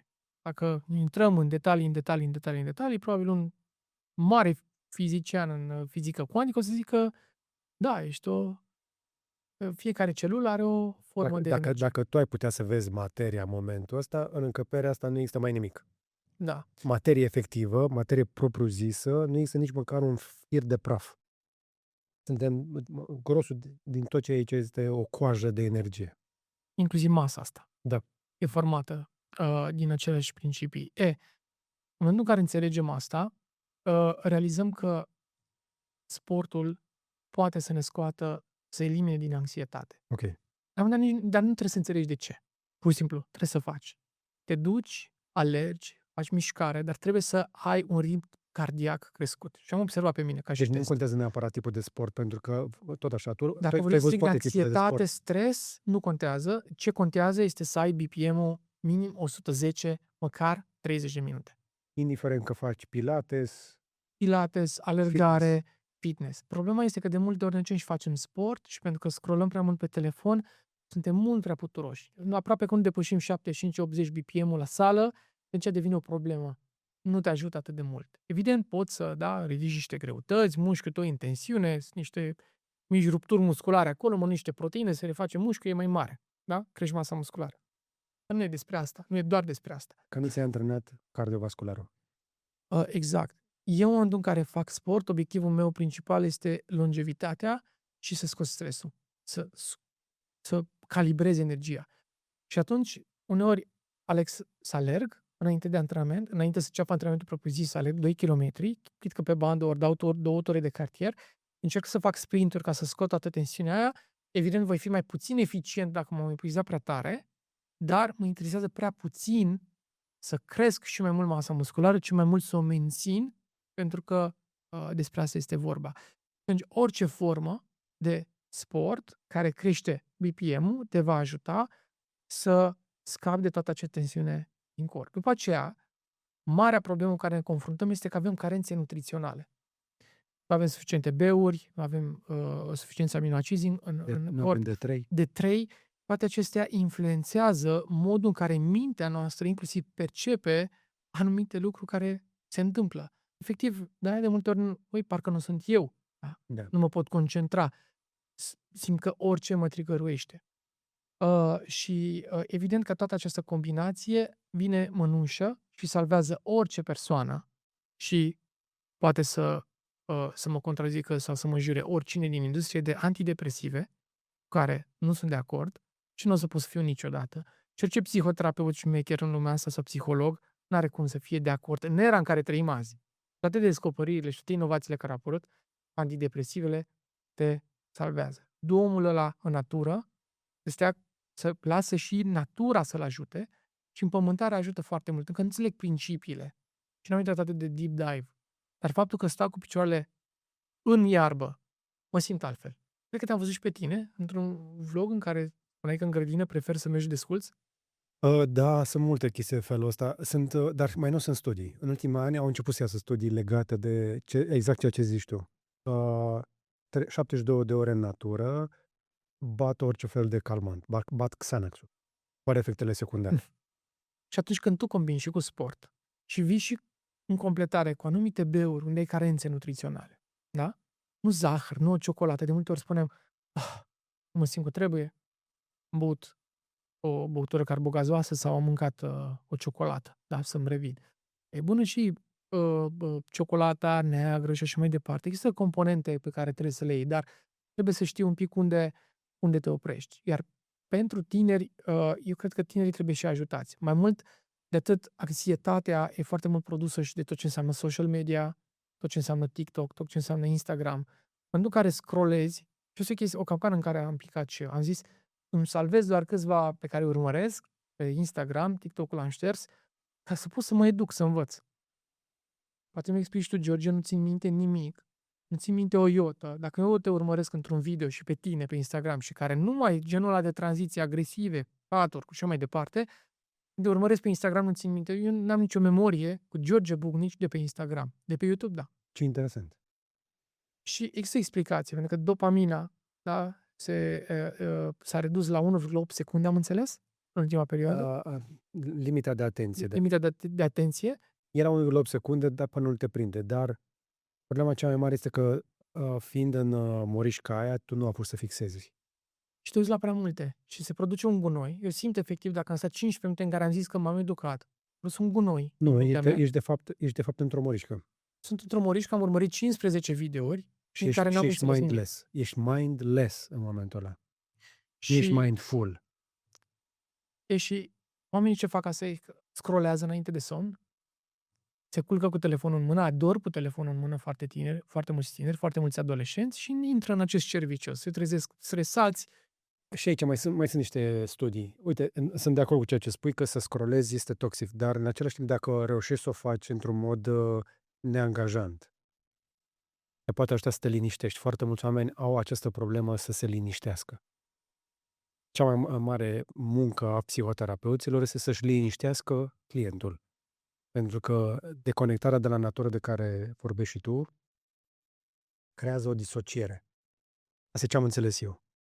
Am stat de vorbă cu o grămadă de oameni, inclusiv aici în podcast, inclusiv cu terapeuți, inclusiv eu am mers și mi-a explicat la un moment dat o psihoterapeută foarte isteață, mi-a zice, în cea mai mare parte a timpului, noi asta facem, trebuie să reconectăm omul la corp. Pentru că este o disociere așa de mare din cauza mediului în care trăim, în care, fără să ne dăm seama, corpul ajunge să ne spună că ceva nu e ok, că nu e în regulă. Și corpul vorbește prin hormoni, hormonii creează stări, exact cum ai zis. Se întâmplă ceva, dar nu știi ce. Și nu știi de unde vine. Și vine din această disociere între corp și minte. Exact, și ajunge la Florin Cușbă cu noile inovații de conexiune corp-minte prin tot ceea ce se întâmplă, care rezultă un tânăr care este sănătos, care zâmbește, care nu mai este anxios, care are idei, vine cu inovații, vede viața altfel și Da. nu mai vede viața ca pe un calvar. Dar viața o vede așa cum e ea, frumoasă, plină de abundență. Nu este doar nutriție, este și multă incertitudine. Este frică. Am avut un podcast aici, o discuție cu un filozof fix despre frică și această supă de incertitudine în care trăim cu Cu toții. care am și abordat un pic Exact, lucrurile exact, jos. exact. Noi trăim în această frică generalizată, eu aș spune incertitudine. Cea mai mare problemă a oamenilor tineri este că nu reușesc să vadă viitorul, pentru că toată lumea le spune că o să fie nasol. Când, de fapt, istoric vorbind, dacă te uiți înapoi, viitorul întotdeauna a fost mai bun. Cu excepția războaielor mondiale, niște pandemii, niște recesiuni, dar niciuna dintre ele nu a durat mai mult de 5, 6, 7 ani maxim. Deci, pe orizont lung de timp, totul va fi bine. Doar că oamenii tineri nu mai văd că totul va fi bine, pentru că astăzi sunt în această supă, în acest continuu permanent de nasol, că trebuie să te redpiluiești, că femeile te urăsc, că trebuie să te duci să bagi alea în tine, că dacă apeși pe butonul ăsta vei primi satisfacție, o să-ți mulțești banii de 100 de ori dacă vii aici la unde să învârt chestiile astea ding, ding, ding. Înțelegi ce zic? În momentul în care vorbeam cu antevorbitorul de la podcast Răzvan și Ioan, filozof. Răzvan Ioan, filozoful, și mă bucur și de cartea pe care a scris-o, eu am o percepție și am o abordare asupra fricii. La un moment dat au fost perioade în viață în care eu credeam că pot să scap de frică și că pot să o elimin cu totul. Și în momentul în care am înțeles că e umbra mea, n-am cum să scap de frică, dar pot alege să sufăr sau nu. Sau pot să dansez cu frica și să o integrez. Și prima dată când am mers pe Cărbuni Încinși, Ai mers? da, a fost un covor plin. Au și închis lumina la eveniment. Am în Los Angeles la un eveniment cu Tony Robbins. Era aproape 20 de metri, efectiv. Am pus și un video pe Facebook, încă e de acum 8 ani. Și modul în care ne-a setat înainte este că, păi n-are cum nu fie o frică acolo, da? Dar înainte să fie o emoție, este energie. Și am realizat că ceea ce simt eu în acel moment este energie. Am timp să decid dacă o transform în frică, într-o anumită emoție specifică, în ură, în whatever, da, se manifestă în viața fiecăruia. Și simțeam energie. Și simțeam energie. Și nu lăsam energia să se ducă într-o zonă în care mă duce în suferință. Mintea să-mi dea o poveste în care voi călca pe jar și o să mă ard. Voi mai călca și mai mult pe jar și pot să mor. Da? Cine știe ce se poate întâmpla? Și mai erau și două salvări care erau lângă noi. La un moment dat, mintea poate să joace tot felul de jocuri. Încă n-au demonstrat cum, la evenimentele lui Tony, nici cei de la Harvard, și la un moment dat a făcut demonstrația asta în față la Harvard, cum că dacă te setezi suficient, dacă nu intri în povestea aia minții, chiar dacă mergi pe un covor de cărbuni încinși și încinși de-a dreptul, există șanse mari să n-ai nimic când ai trecut ce ai parcurs. Și nu trebuie să alergi, apropo. Dacă alergi, deja devine un pic mai complicat, să mergi liniștit, în pace și cu încredere. Spoiler alert, nu încercați așa ceva singur acasă. A fost un eveniment protejat, erau experți acolo, dar eram câteva mii de oameni care făceau asta. Dar realitatea S-au ars 4. S-au ars 4. Din 3000 s-au ars 4. Dar erau plini de frică. Erau niște doamne pe care le vedeam, tremurau, plângeau înainte și au zis, o fac. În momentul în care, dacă tu mă lovești acum la mână sau mă ciupești, e o energie pe care o simt înainte. Poate să fie, poți să numești durere. Dar dacă eu aleg să sufăr, e complet altceva. M-a ciupit George. Da. Înțelegi? Și atunci asta se întâmplă în viața oamenilor. Aleg suferința în loc să înțeleagă că stai o secundă, nu-s făcut să sufăr. Cred că vedem asta cel mai bine la copiii mici. Că dacă un copil mic se împiedică și cade și te uiți la el și zâmbești și nu sar să-l ridici, se ridică și își vede de drum. Dar dacă începi să zici, bietul de tine, zici, da, dă-ne atenție că... Mintea lui capătă un anumit film, la fel cum se întâmplă pentru noi și la 35 de ani, Da, și la 40, și la 80, și pentru adolescenți care da. sunt mai dominați de anxietate mai mult ca niciodată. Deci Da. creează un film despre viitor care încă nu există, încă nu au ajuns acolo și în loc să fie în prezent să găsească soluții și să-și trăiască viața intens, că viața este acum. Eu sunt cu George la podcast. Eu acum trăiesc. Cred că Mâine ziua fiicei mele, nu mâine trăiesc, nu, acum. asta e ceea ce putem să învățăm eu și generația mea de la generația mai tânără. Nu simt plăcerea și chemarea alcoolului decât rarisim. Sunt mai atenți cu corpurile lor, nu cum am fost noi. Poate mai în prima parte a vieții tu, da, eu mai puțin. Am încercat un pic cu sala, nu m-am ținut. Se vedea, într-o lună se vedea. Acum, ani de zile. Da? Nu mai răspunde corpul la fel. Sunt mai puțin violențe, mai puțină violență ca niciodată. Sunt mai puține pericole ca niciodată, dar cu toate există mai multă anxietate ca niciodată. Nu mai avem foarte mult timp, dar aș fi vrut să mai discut cu tine un subiect. Sunt tare curios cum o să abordați și cum te uiți la toată discuția despre suplimente, 1. După aceea poate vorbim un pic de noile suplimente hardcore, despre toate peptidele astea. Suplimentele au apărut acum vreo 70 ceva de ani, 80 de ani, Statele Unite, și au venit și au apărut pentru noi ca completare a deficiențelor nutritive pe care nu putem să le luăm din alimentație. Trebuie să înțelegem și modul în care suntem reorganizați. Dacă locuiesc în Dubai, înseamnă că am niște probleme la nivel alimentar. Da? Nu pot să am suficiente din ceea ce vreau proaspăt. Evident, acum avem transport, avion și așa mai departe. Dar a fost o perioadă, inclusiv acum 50 de ani, 60 de ani, când ele au apărut, încât nu puteam să spunem că dacă găsim un anumit tip de grâu care e benefic în România, îl transportăm în Statele Unite și... Nu, lucrurile nu erau așa. Da. S-ar putea să revenim. Acum se întâmplă lucrurile pe partea de transport din cauza războiului, la niște lucruri care ne pun în aceeași postură cum eram acum 80 de ani. Și trebuie să profităm și mai mult de ceea ce avem. Da, mi-am venit urzicile acum în minte, aveam un cei de urzicieri. Foarte șmecher, trebuie să căutăm, dați pe ChatGPT, urzici. Dar suplimentele vin în completare. Foarte important legat de suplimente, pentru că aici este foarte, foarte tricky toată povestea, la fel cum se întâmplă și la peptide. Și cât timp 80 de ani nu s-a vorbit asta la suplimente și nu se vorbește cum trebuie, cred că aceeași problemă și aceeași greșeală o să o avem și la peptide, care, apropo, se vând prin promo-uri pe TikTok în ziua de azi. Ceea ce este complet Prin ilegal. influenceri. Este ilegal, nimeni nu-și asumă și suntem la limita legii, exact cum erau lucrurile legale, în care aproape că n-ai ce să le faci. Așa este problema cu care ne confruntăm în acest moment. Eu știu sigur că, spre exemplu, reclama aia pe care am văzut-o la Retatrutid, vândută din Bulgaria, adusă din China, în condițiile în care Eli Lilly nu a terminat încă studiile clinice, deci nu poți să iei nici măcar pe rețetă. Da, dar e atât de la limită, cum efectiv noi ne uitam la magazinele cu droguri legale, cum copiii erau prăjiți și mureau pe capete. Am filmat în perioada de masăturat. Da. Bine, din păcate încă se mai întâmplă uneori, dar that's another story. Erau vândute ca săruri de baie. Da. Acum revenim la suplimente.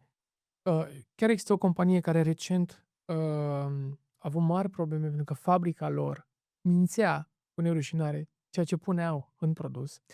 Tu, ca să aprobi un supliment, ai nevoie de aprobare de la Institutul de Bioresurse Alimentare, da?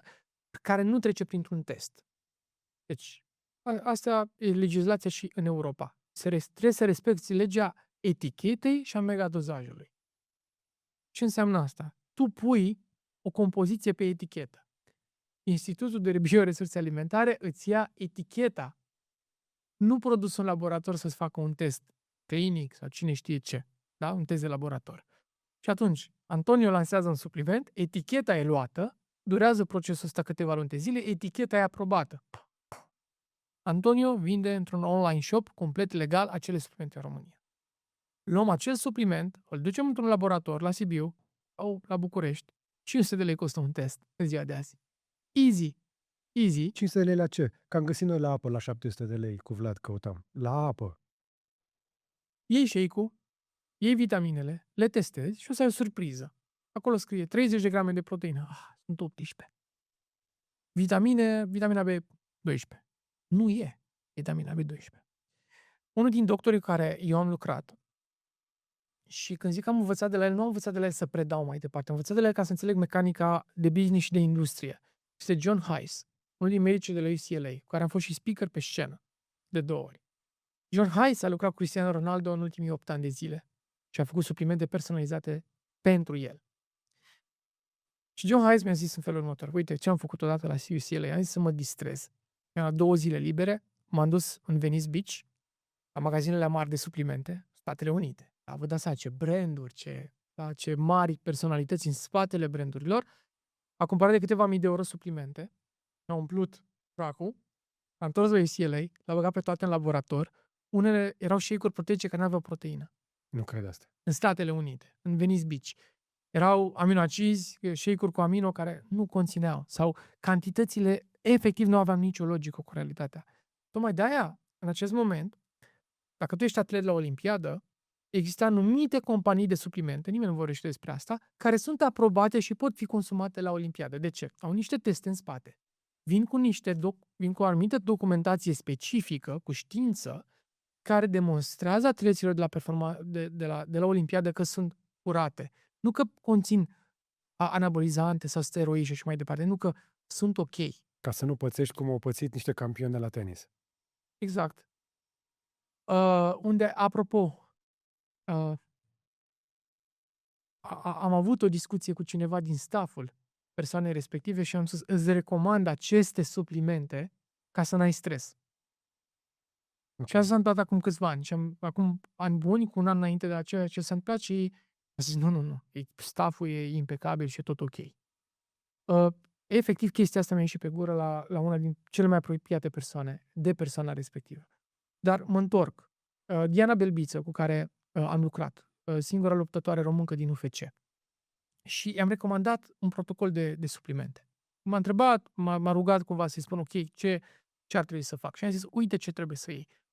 A trimis către UFC, pentru că la UFC trebuie să primești aprobare mai departe, și acolo au doar 10 companii de suplimente care sunt aprobate și tu ca atlet poți să le consumi ca să fii acolo. Dintre care există niște label-uri care se folosesc de cel mai multe ori în Statele Unite la anumite companii, de care evident că nu dăm importanță prea mult pentru că pare o chestie de marketing. De foarte multe ori nu e. Atleții de la Olimpiadă, UFC-ul care este foarte strict, nu știu dacă alții mai sunt în domeniul privat. Toate competițiile sportive majore fac teste de doping și ca să nu ai probleme de doping ajungi să cumperi de anumite companii, dar cea mai mare problemă rămâne dozajul, pentru că dacă ești sportiv de performanță, tu trebuie să fii în top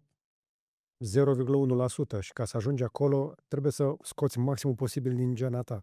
Cum poți face asta? Prin antrenament și suplimente. Am avut o surpriză pe care efectiv mi s-a părut ireal ce mi-a spus Gary Breca acum câteva zile când ne-am văzut.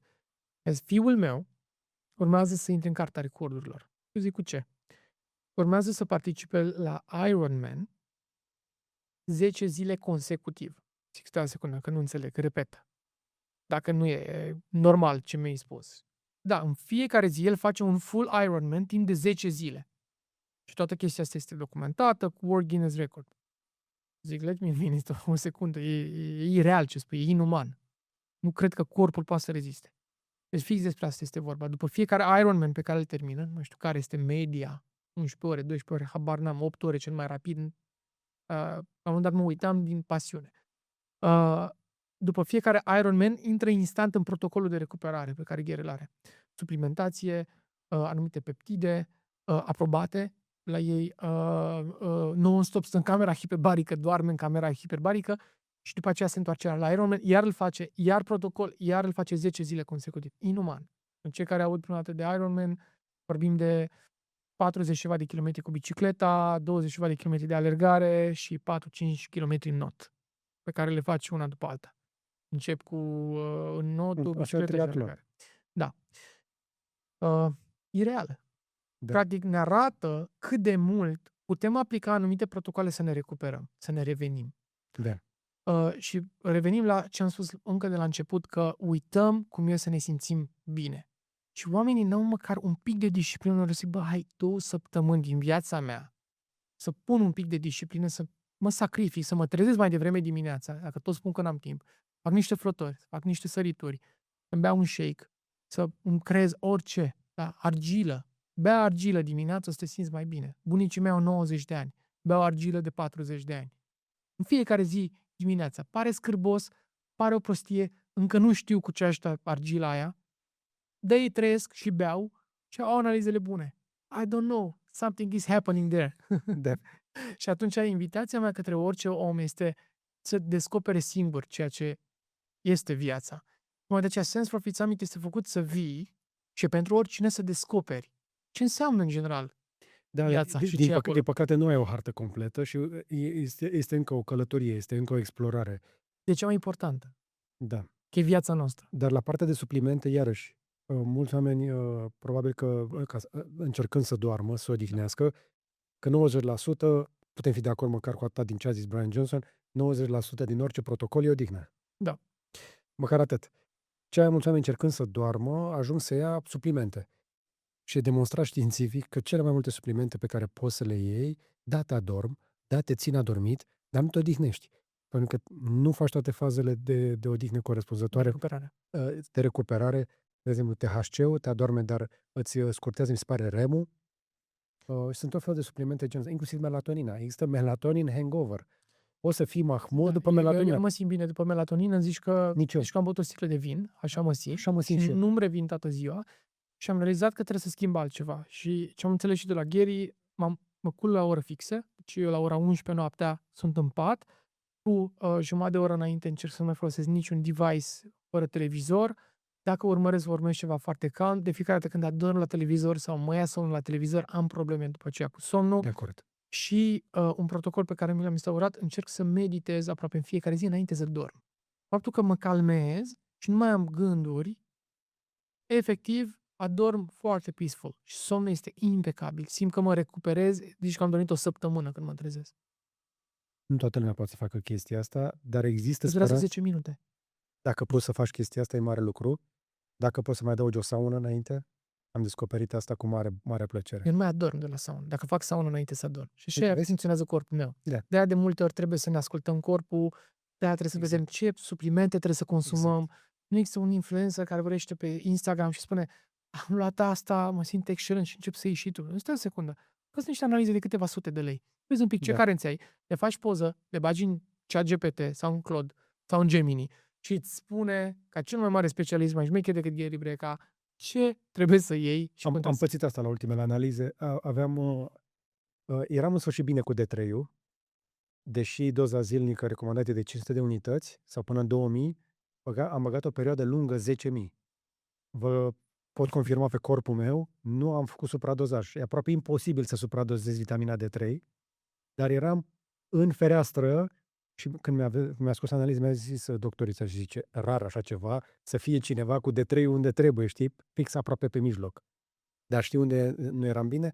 La B12 aveam prea mult, că luasem înainte și chiar am luat dintr-o sursă ok, bună, am mâncat și destul de multă carne roșie, că știu că are legătură, deci analizele le ajută, că s-ar putea ca analizele să fie mai ieftine decât suplimentele alea pe care le bagi de pomană. Și am oprit B12, Cu siguranță. care nu e ieftină la bun. Știi cât îmi costă o mormântare ziua de azi?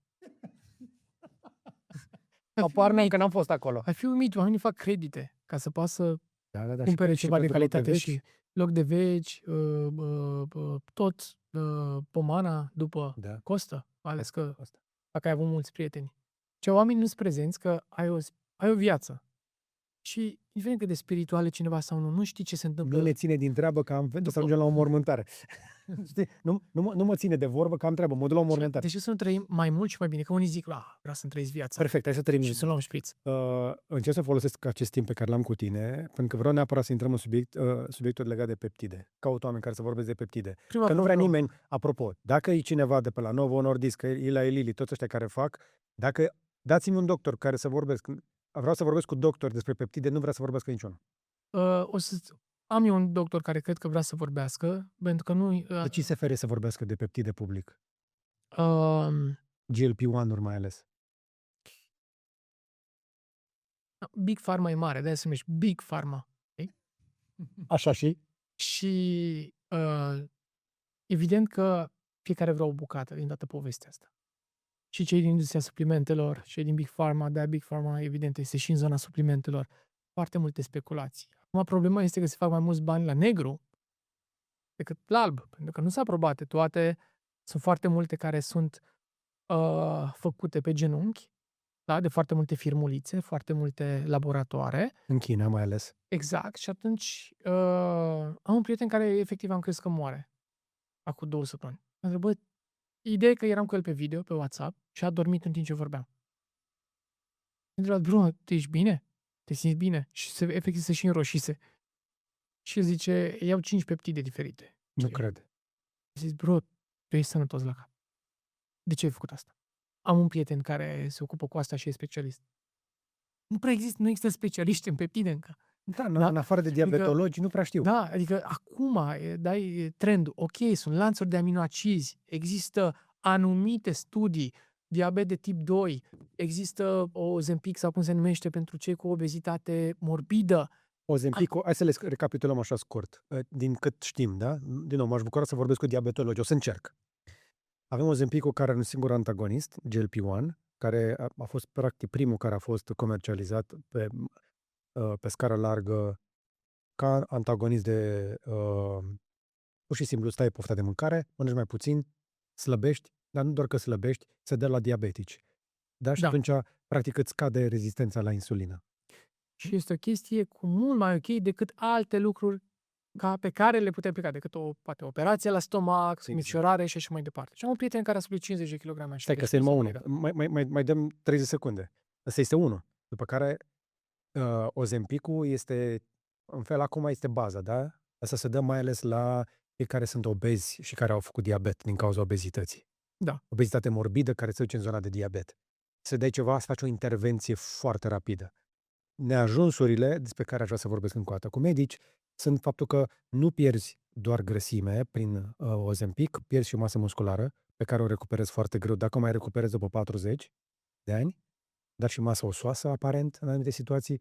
Deci, Și există și anumite consecințe, se pare, după. exact. Există anumite feedback-uri de la oameni individual care au consumat și li s-a întâmplat niște lucruri după. Tocmai de aceea, Exact. toate trebuie să vină în urma unui protocol.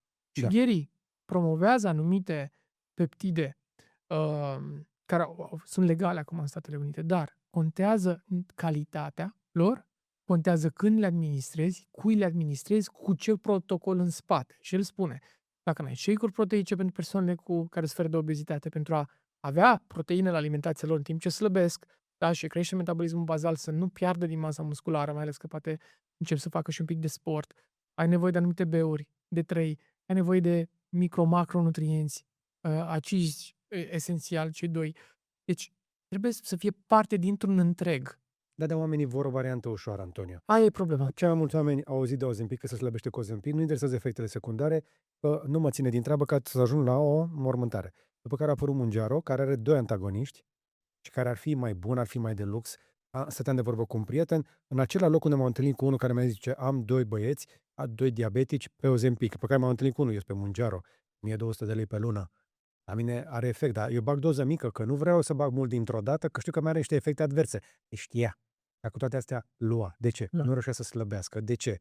Avem nevoie să băgăm ceva ca să ne oprim din mâncat. Recunosc și am aceeași problemă. Sunt la un platou de greutate în momentul ăsta, pentru că atunci când mă duc să mă antrenez la Florin, el își face treaba. Dar să-mi fac și eu treaba mea și să stop eating, știi? Da. Nu e vorba de disciplina fiecăruia și cât de mult iese din zona de confort. Și trebuie să realizăm că nu există și nu o să existe niciodată o pastilă minune. Și nu există disciplină, așa cum ne imaginăm toți, pentru că nu putem să ne asumăm o astfel de disciplină, Antonio. Oricât de mult sau de vorbă cu oameni ca tine, oameni ca Florin, Gary Breca și alții, voi nu sunteți niște oameni obișnuiți. Noi ăștia, oamenii normali, nu putem urmări rutine și atât de multe chestii atât de clare și precise. Tocmai de aceea, acum sunt curios de Retatrutid, care are 5 antagoniști. Deci am zis Ozempic 1, Mounjaro 2, Reta 5. O să fie mai bine? Ce ai auzit? Problema e că sunt foarte mulți tineri și copii. Așa. Între 14 ani, de la 14 ani în sus, care au început să ia peptide. Pentru creșterea masei musculare. Și asta e cea mai gravă Deci chestie. există și de creșterea masei. Da. Recuperare mai rapidă, se pare că au ceva rezultate acolo. Toate pe genunchi. Toate sunt vândute ilegal. TikTok-ul este plin. Nu înțeleg de ce nimeni nu vorbește despre asta. De ce Ministerul Sănătății nu se Hai să implică. vorbim noi. Hai să ne luăm minutele astea să explicăm care e problema.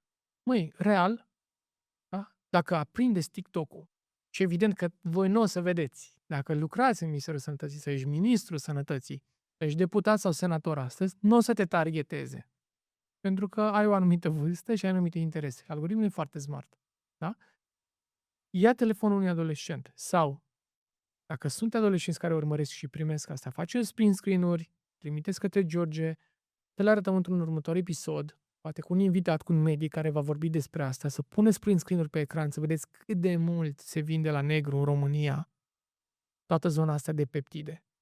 Toți tinerii între 14 ani în sus încep să consume, îi vezi la sală și îi spun și li se promovează că și evident că sunt un pic mai ok decât steroizii, da? Câți lansuri de aminoacizi, de încă nu știu ce iau acolo. Dar nu sunt supuse unui test, nu-și dau seama de cantitate, nu-și dau seama de efect, nu-și dau seama de ce se întâmplă. Mai ales la vârsta asta să iei așa ceva. La 14 ani. 14 ani, 15 ani, 16 ani, 17 ani. La cu 14 ani, într-o lună, se vede orice fel de sport faci. siguranță. O lună îți ia. Bea un shake, mănâncă un măr, mănâncă niște orez, piept de pui la grătar, să fii forță.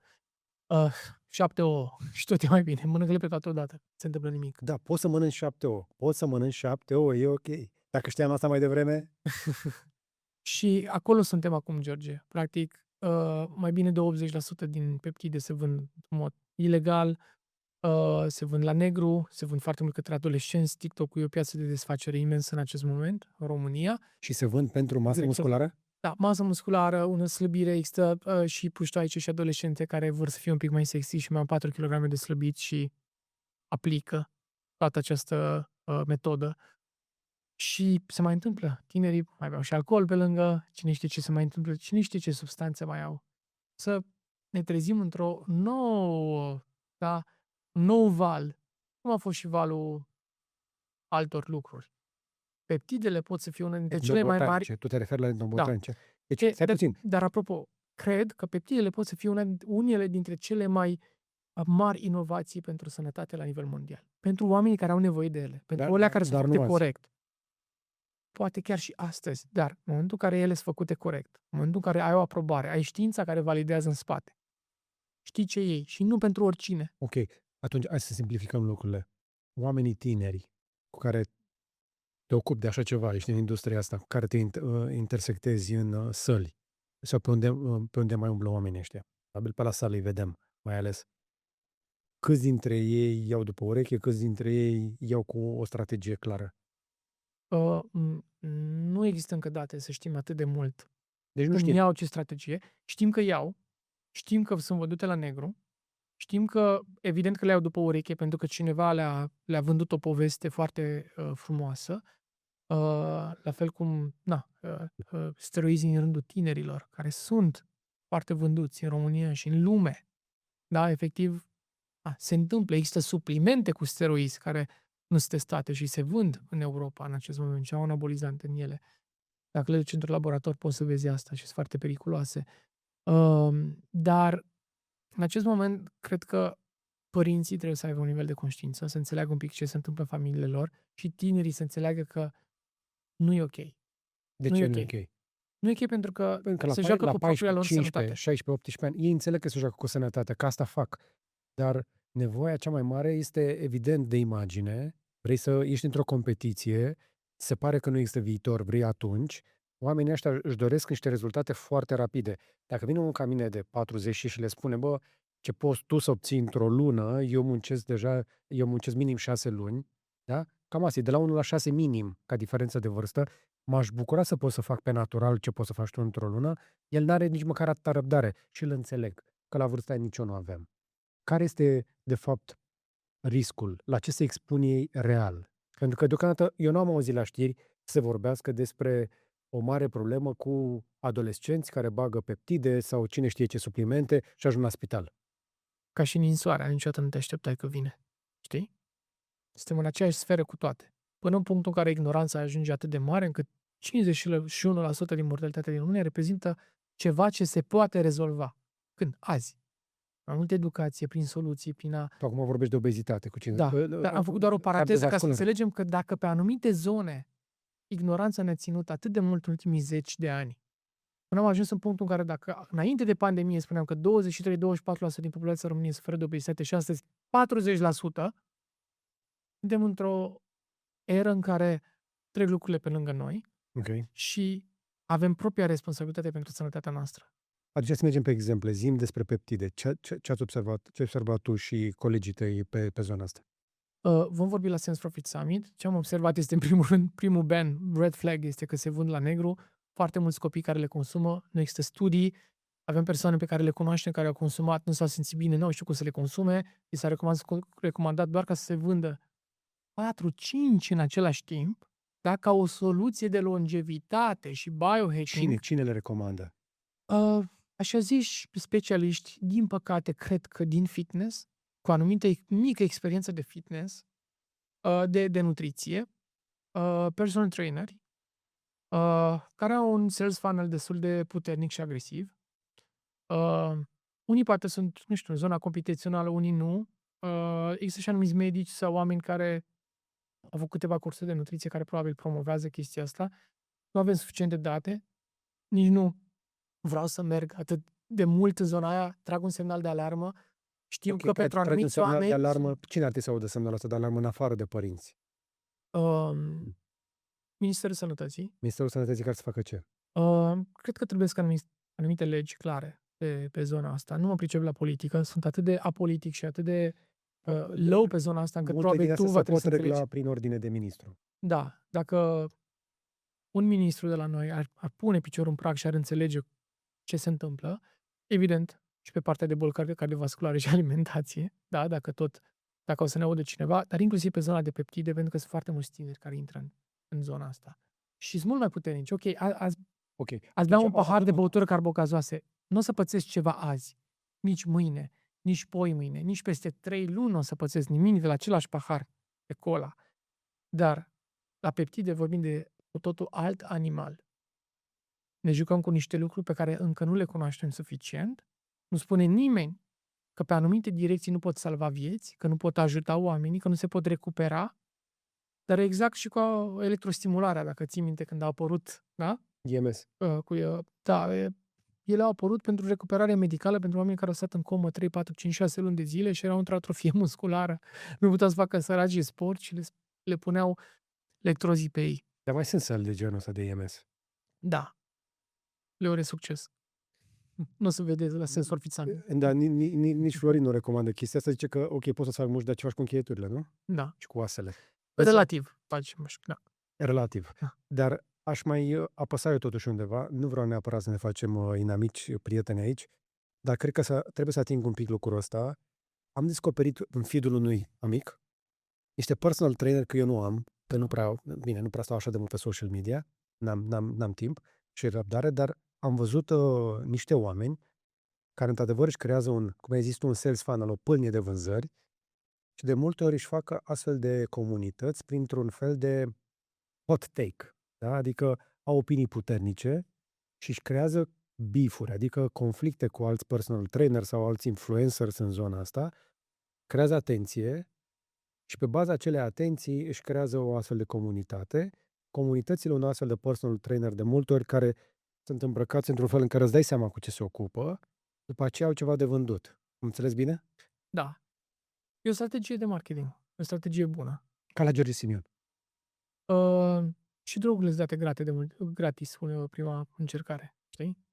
Încearcă. Nu trebuie să plătești nimic. Așa zic unii. Și atunci cum aveți voi de gând să abordați chestia asta? Noi nu suntem într-o zonă atât de mult de atac sau de defensivă a comunităților, pentru că avem putere până într-un punct. Real, ce putem să schimbăm este putem să schimbăm mentalitatea. Putem să-i facem pe oameni să înțeleagă că lucrurile nu sunt ok. Să le arătăm ce este ok, să aplice. Să vină într-o comunitate, să facă un abonament la sală, să mănânce mai sănătos, să vadă că longevitatea este posibilă oricui. Să doarmă, să bea apă, să stea la soare. Hidratare, stea la soare, deficiențele nutritive, niște analize de câteva sute de lei care le pot schimba sau salva viața în ziua de astăzi. Da. Câteva analize îți pot salva viața. Și dacă e atât de dramatic pentru tine și te ajută, te întrebi, dar cât costă o înmormântare? Ce înseamnă pentru mine? Și vorbeam cu cineva într-un podcast acum un an de zile. Poate nu se prinde lumea, pentru că am fost la mai multe podcasturi. Și îmi spunea că a renunțat la alcool pentru că analizele au ieșit prost rău de tot și au zis doctorii că dacă mai ține așa 6-8 luni mai are, atât de rău era. Atât de rău era, poți oricând să faci un infarct. Ai colesterolul bubuit, trigliceridele în aer, ești rău, văzat de gradul 1, deși nu se vedea. Simpatic, comunicator bun, nu se vedea parte de obezitate. A intrat într-un program și după ce am închis podcastul mi-a zis, tot nu pot să mă abțin uneori. și era cu ginul într-un pahar. Ca să vezi ignoranța, era cu ginul într-un pahar din ce noi aveam podcast-ul și m-a întrebat și pe mine înainte dacă vreau. Și n-am putut să mă abțin și l-am întrebat cu lacrimi în ochi, eu. M-a întrebat, ai copii? Și a zis, da. Câți? Mi-a zis câți. Nu vrei să te gândești la ei prima oară? Înainte să te gândești la paharul ăla de gin sau la ignoranța ta. Realizezi că ai niște copii mici care dacă rămân fără tine, îți bați joc de tot ce se întâmplă în jur. Până la urmă, inclusiv să-ți folosești mintea, să te ancorezi în realitatea în care trăiești, necesită un pic de conștiință, un pic de... Putem vorbi și prostii? Putem spune, unii bărbați trebuie să ai uneori chiar și coaie suficientă să poți să spui despre tine, bă, ce sunt eu? Da? Îmi bat joc de mine, de familia mea, de ce mi-a dat Dumnezeu, pentru că uneori n-ai nici atâta. Deci oamenii trebuie să întrebe, am atâta cojones cât să-mi dau seama că, băi, pot să fiu în ăia 114.000 de români care fac un infart la fiecare 4 minute, cât am stat noi 2 ore în podcast, au murit foarte mulți români astăzi. De infart, cât am stat noi în podcast, mai așa ne gândim. Am stat în podcast, sunt câțiva români care s-au sinucis. Am stat în podcast, sunt câțiva români care au aflat că au cancer. Sunt câțiva care au aflat că sunt în metastază. Din ignoranța în care suntem. Repet, nu cred că oficialitățile o să ne salveze. E mult. E mai probabil că o să vină să ne salveze Hristos decât oficialitățile. E ceea ce se întâmplă. Mai mult cred în asta, în Biblie, decât ceea ce înseamnă că vine cineva să ne... Nu o să vină nimeni. Ce fiecare trebuie să avem propria conștiință, de-aia ce am spus. Dacă cineva poate să dea o lege, dacă cineva poate să nu fie ignorant, noi venim în spațiu public să ajutăm, să educăm, pe toate nivelele, ceea ce credem noi că e bine. Ne mai și înșelăm? Da. Au avut companie de suplimente care anul trecut am primit-o acolo, am realizat că nu sunt ok, anul ăsta nu mai vin la summit. Am avut speaker care am realizat că nu sunt ok, azi anul ăsta nu mai vin la summit. 260 de speaker, există o rată de greșeală și la noi, evident, pe locuri. Există anumite greșeli pe care le putem face și noi, dar preponderent încercăm să aducem, evident, dar Da. cu un focus clar, o mână de ajutor pentru societate. Nu ai cum să îi verifici pe toată lumea și toată lumea rămâne consecventă și mulți oameni vor face greșeli, iar să știi că în cazul oamenilor cu dependență nu mai judecă. Pentru că de cele mai multe ori nu au control.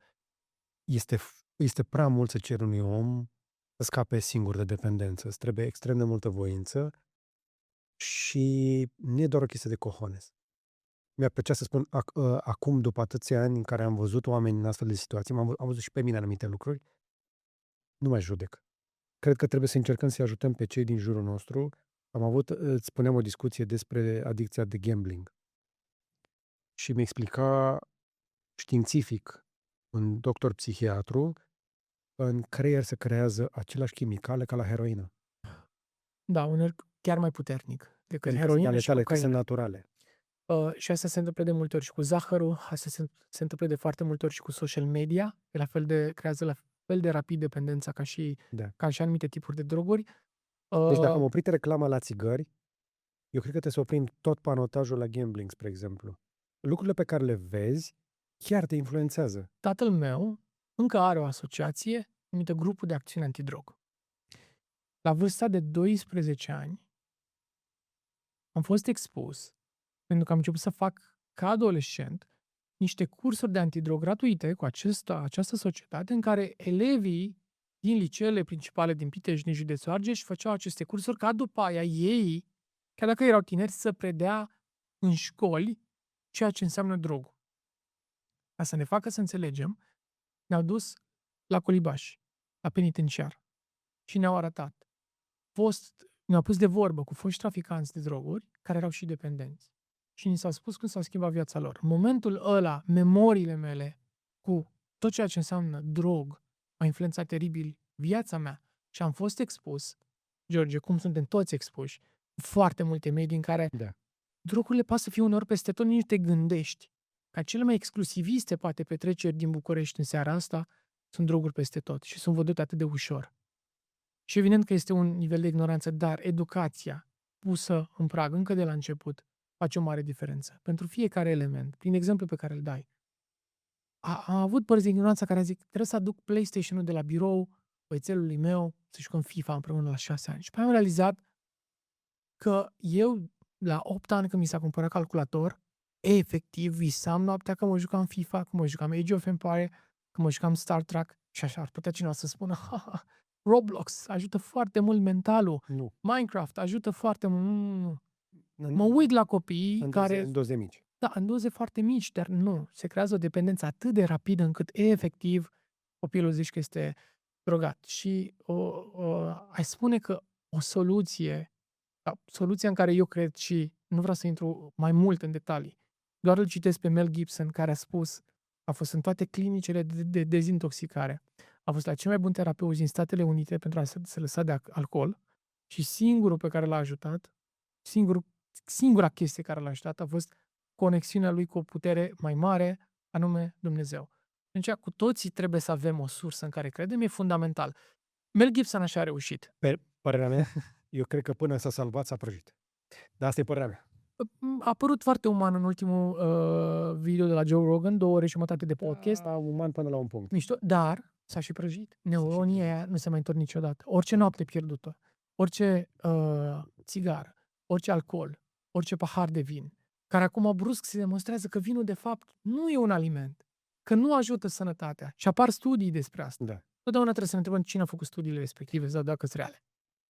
Am avut șansa să, în prima parte a carierei, să interacționez și eu cu oameni de felul ăla care ai zis.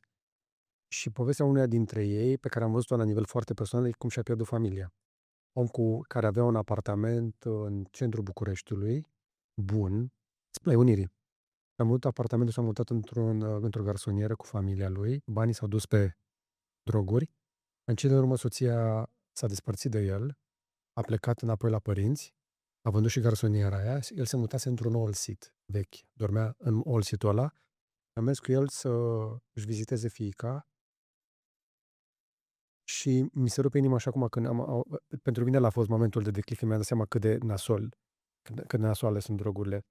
Își striga fiica, care avea 1 an și jumate, 2, care l-auzise de afară și plângea la mama ei să o lase să-și vadă tatăl, care stătea, Tărura. care nu era drogat în momentul ăla, era între doze. Eu eram cu el afară și își striga fiica, zicea soției: lasă-mă să o văd. Totul se distruge la un moment dat.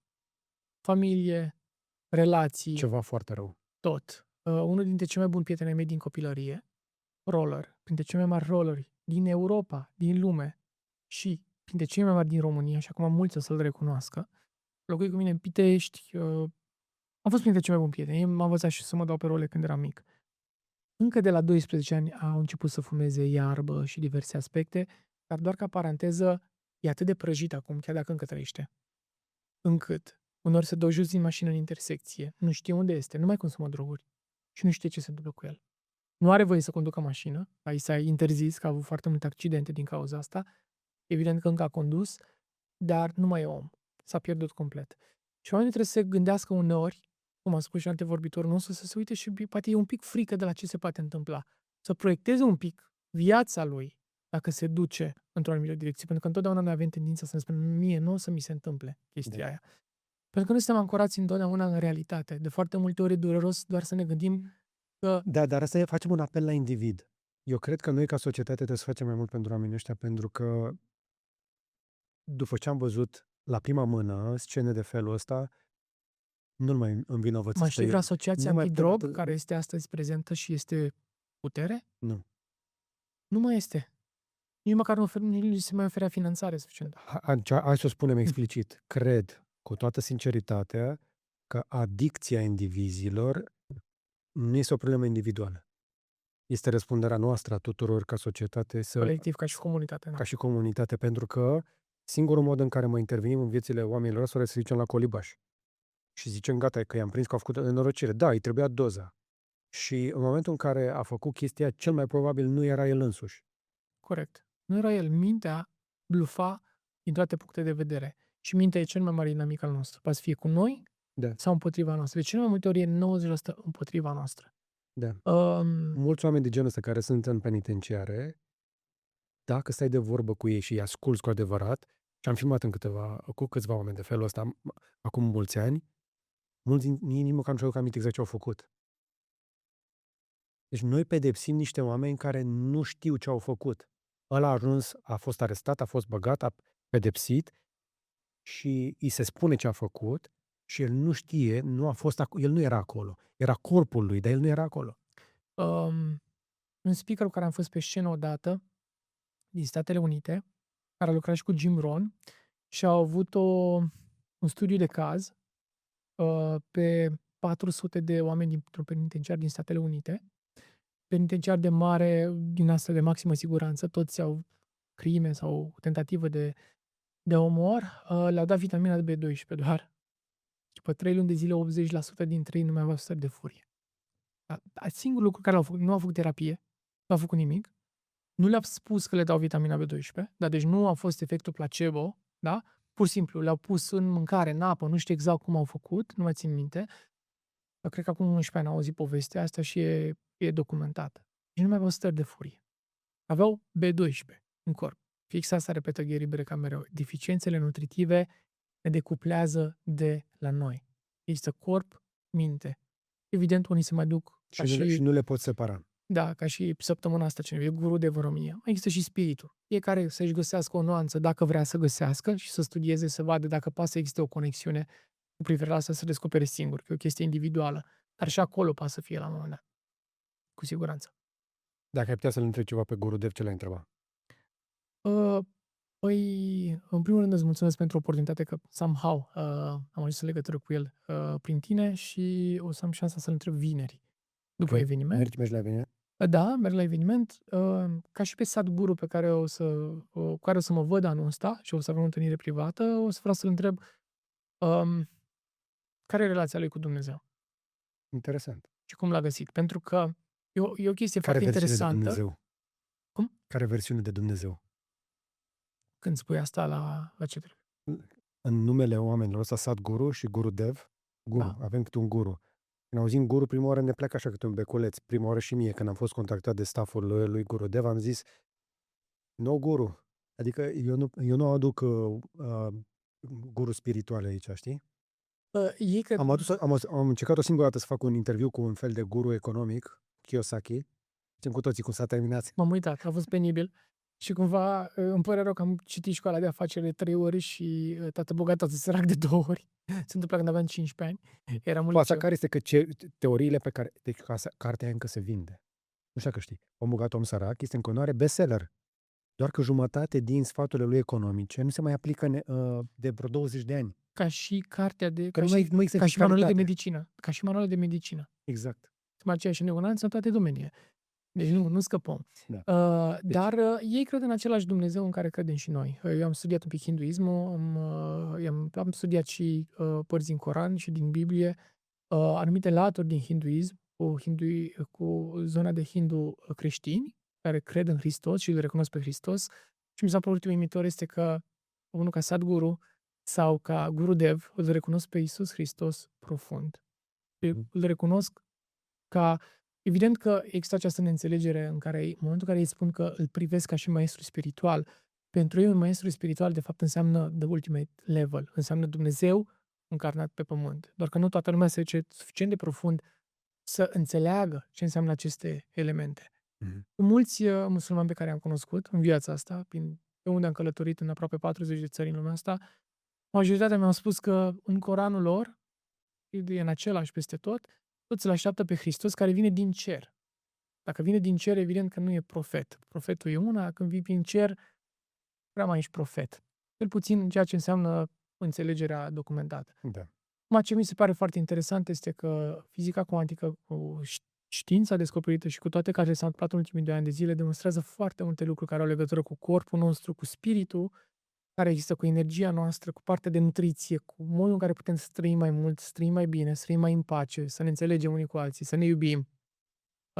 Tot are legătură cu partea de energie și mi se pare foarte interesant. Cred că trăim dacă aș putea să concluzionez cumva podcastul, trăim într-o eră și într-o etapă acestui ciclu foarte, foarte, foarte interesantă, cu o viteză impresionantă, care mergem în toate direcțiile și toate astea vor duce către ceva, zic eu, foarte interesant în următoarea perioadă și în următorii, aș spune, 6 ani de zile, în care de la AI la toată tranziția nutriției, tranziția noastră ca oameni, modul în care cumva inclusiv cei care trec printr-o anumită etapă, cum ai spus tu, dependențe sau chiar probleme de alimentație, realizează mai mult ca niciodată că nu e o direcție bună.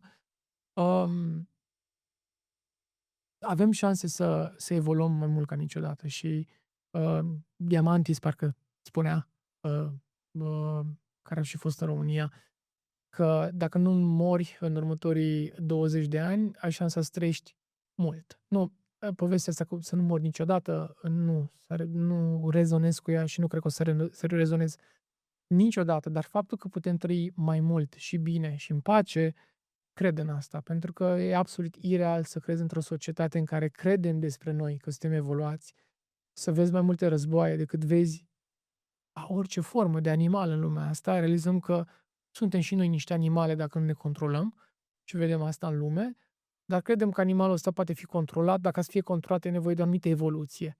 Fizica cuantică explică, nu știu dacă asta înseamnă a cincea dimensiune, nu știu ce înseamnă asta, nu știu cum ajungem acolo, dar cu siguranță cineva va găsi răspunsul la asta, va găsi o soluție, să ajute oamenii să facă ceva și să treacă mai departe.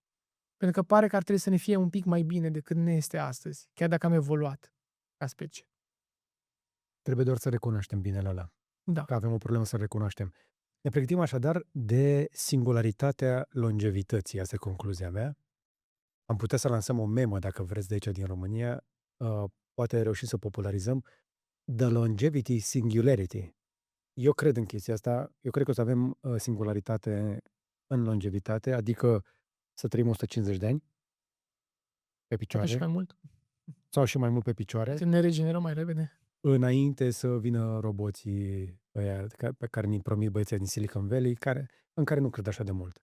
Am o problemă cu roboții aia, știi, cu inteligența artificială, ca la fel de fiecare dată când îmi iau câte o șculă de grădină, că lucrez mult prin grădină, De rateuri. o să dea rateuri, dar cea mai importantă întrebare pe care trebuie să o pui când îți iei o sculă este unde o depozitezi, cum o cureți, cum o repari când se strică, cum o reciclezi când trebuie schimbată. Ca și roboții din Star Wars. Nu oricine știa să-i repare. Ai văzut? Deci până la roboți mai bine lucrăm cu ceea ce avem și avem mai multe instrumente ca niciodată, dar e mult prea multă informație ca să poți selecta. Vă încurajez toată conversația de astăzi să o luați cu titlul de informare.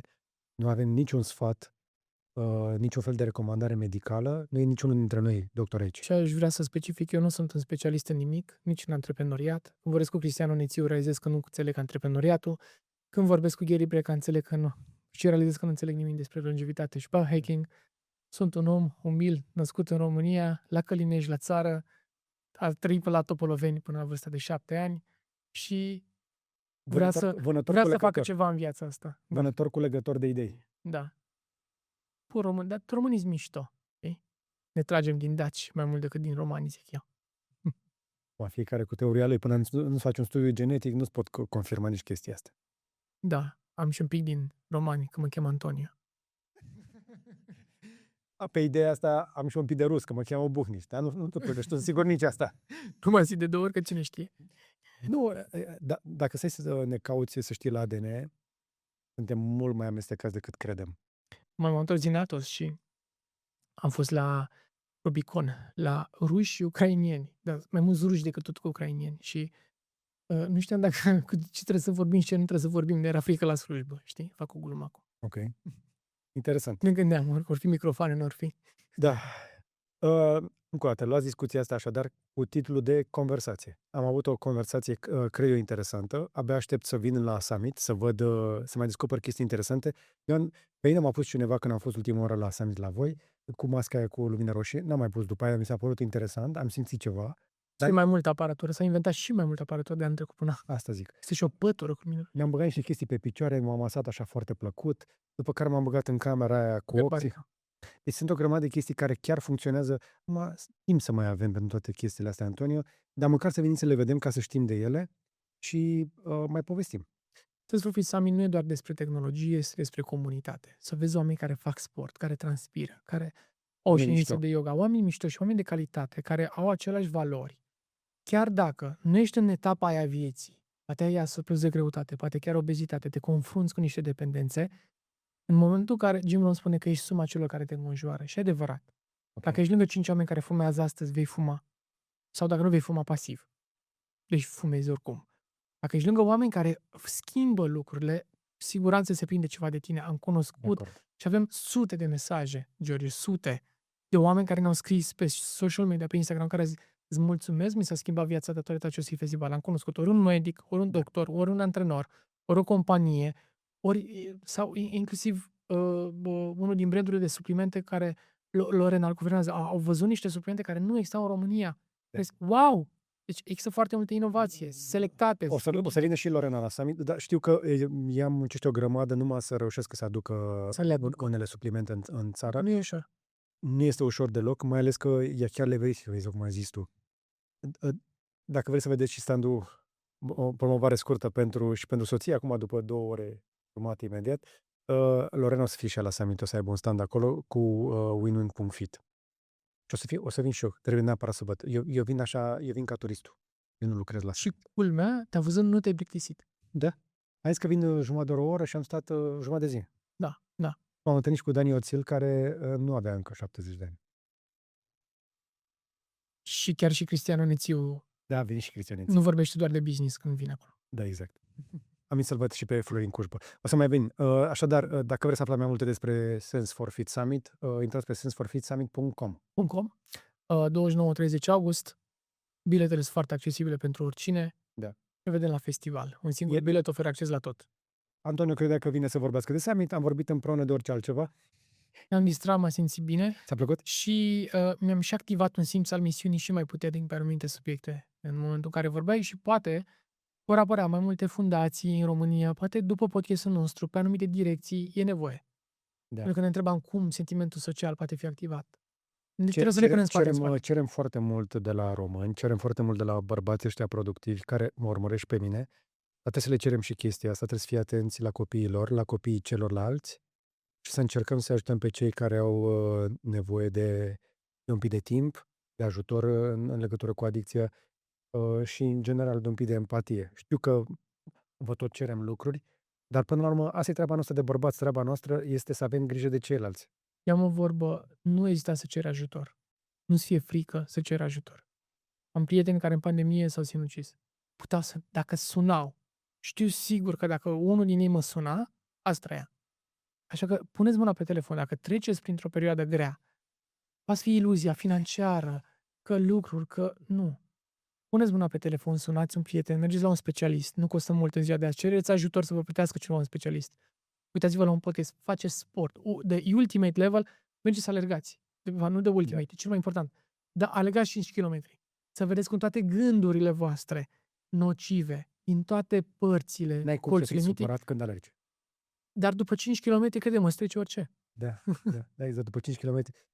Bine, n-am mai avut noi timp, dar am mai descoperit un nivel de adicție. Am prieteni care sunt în tunelul de coding, de vibe coding. Cu AI-ul.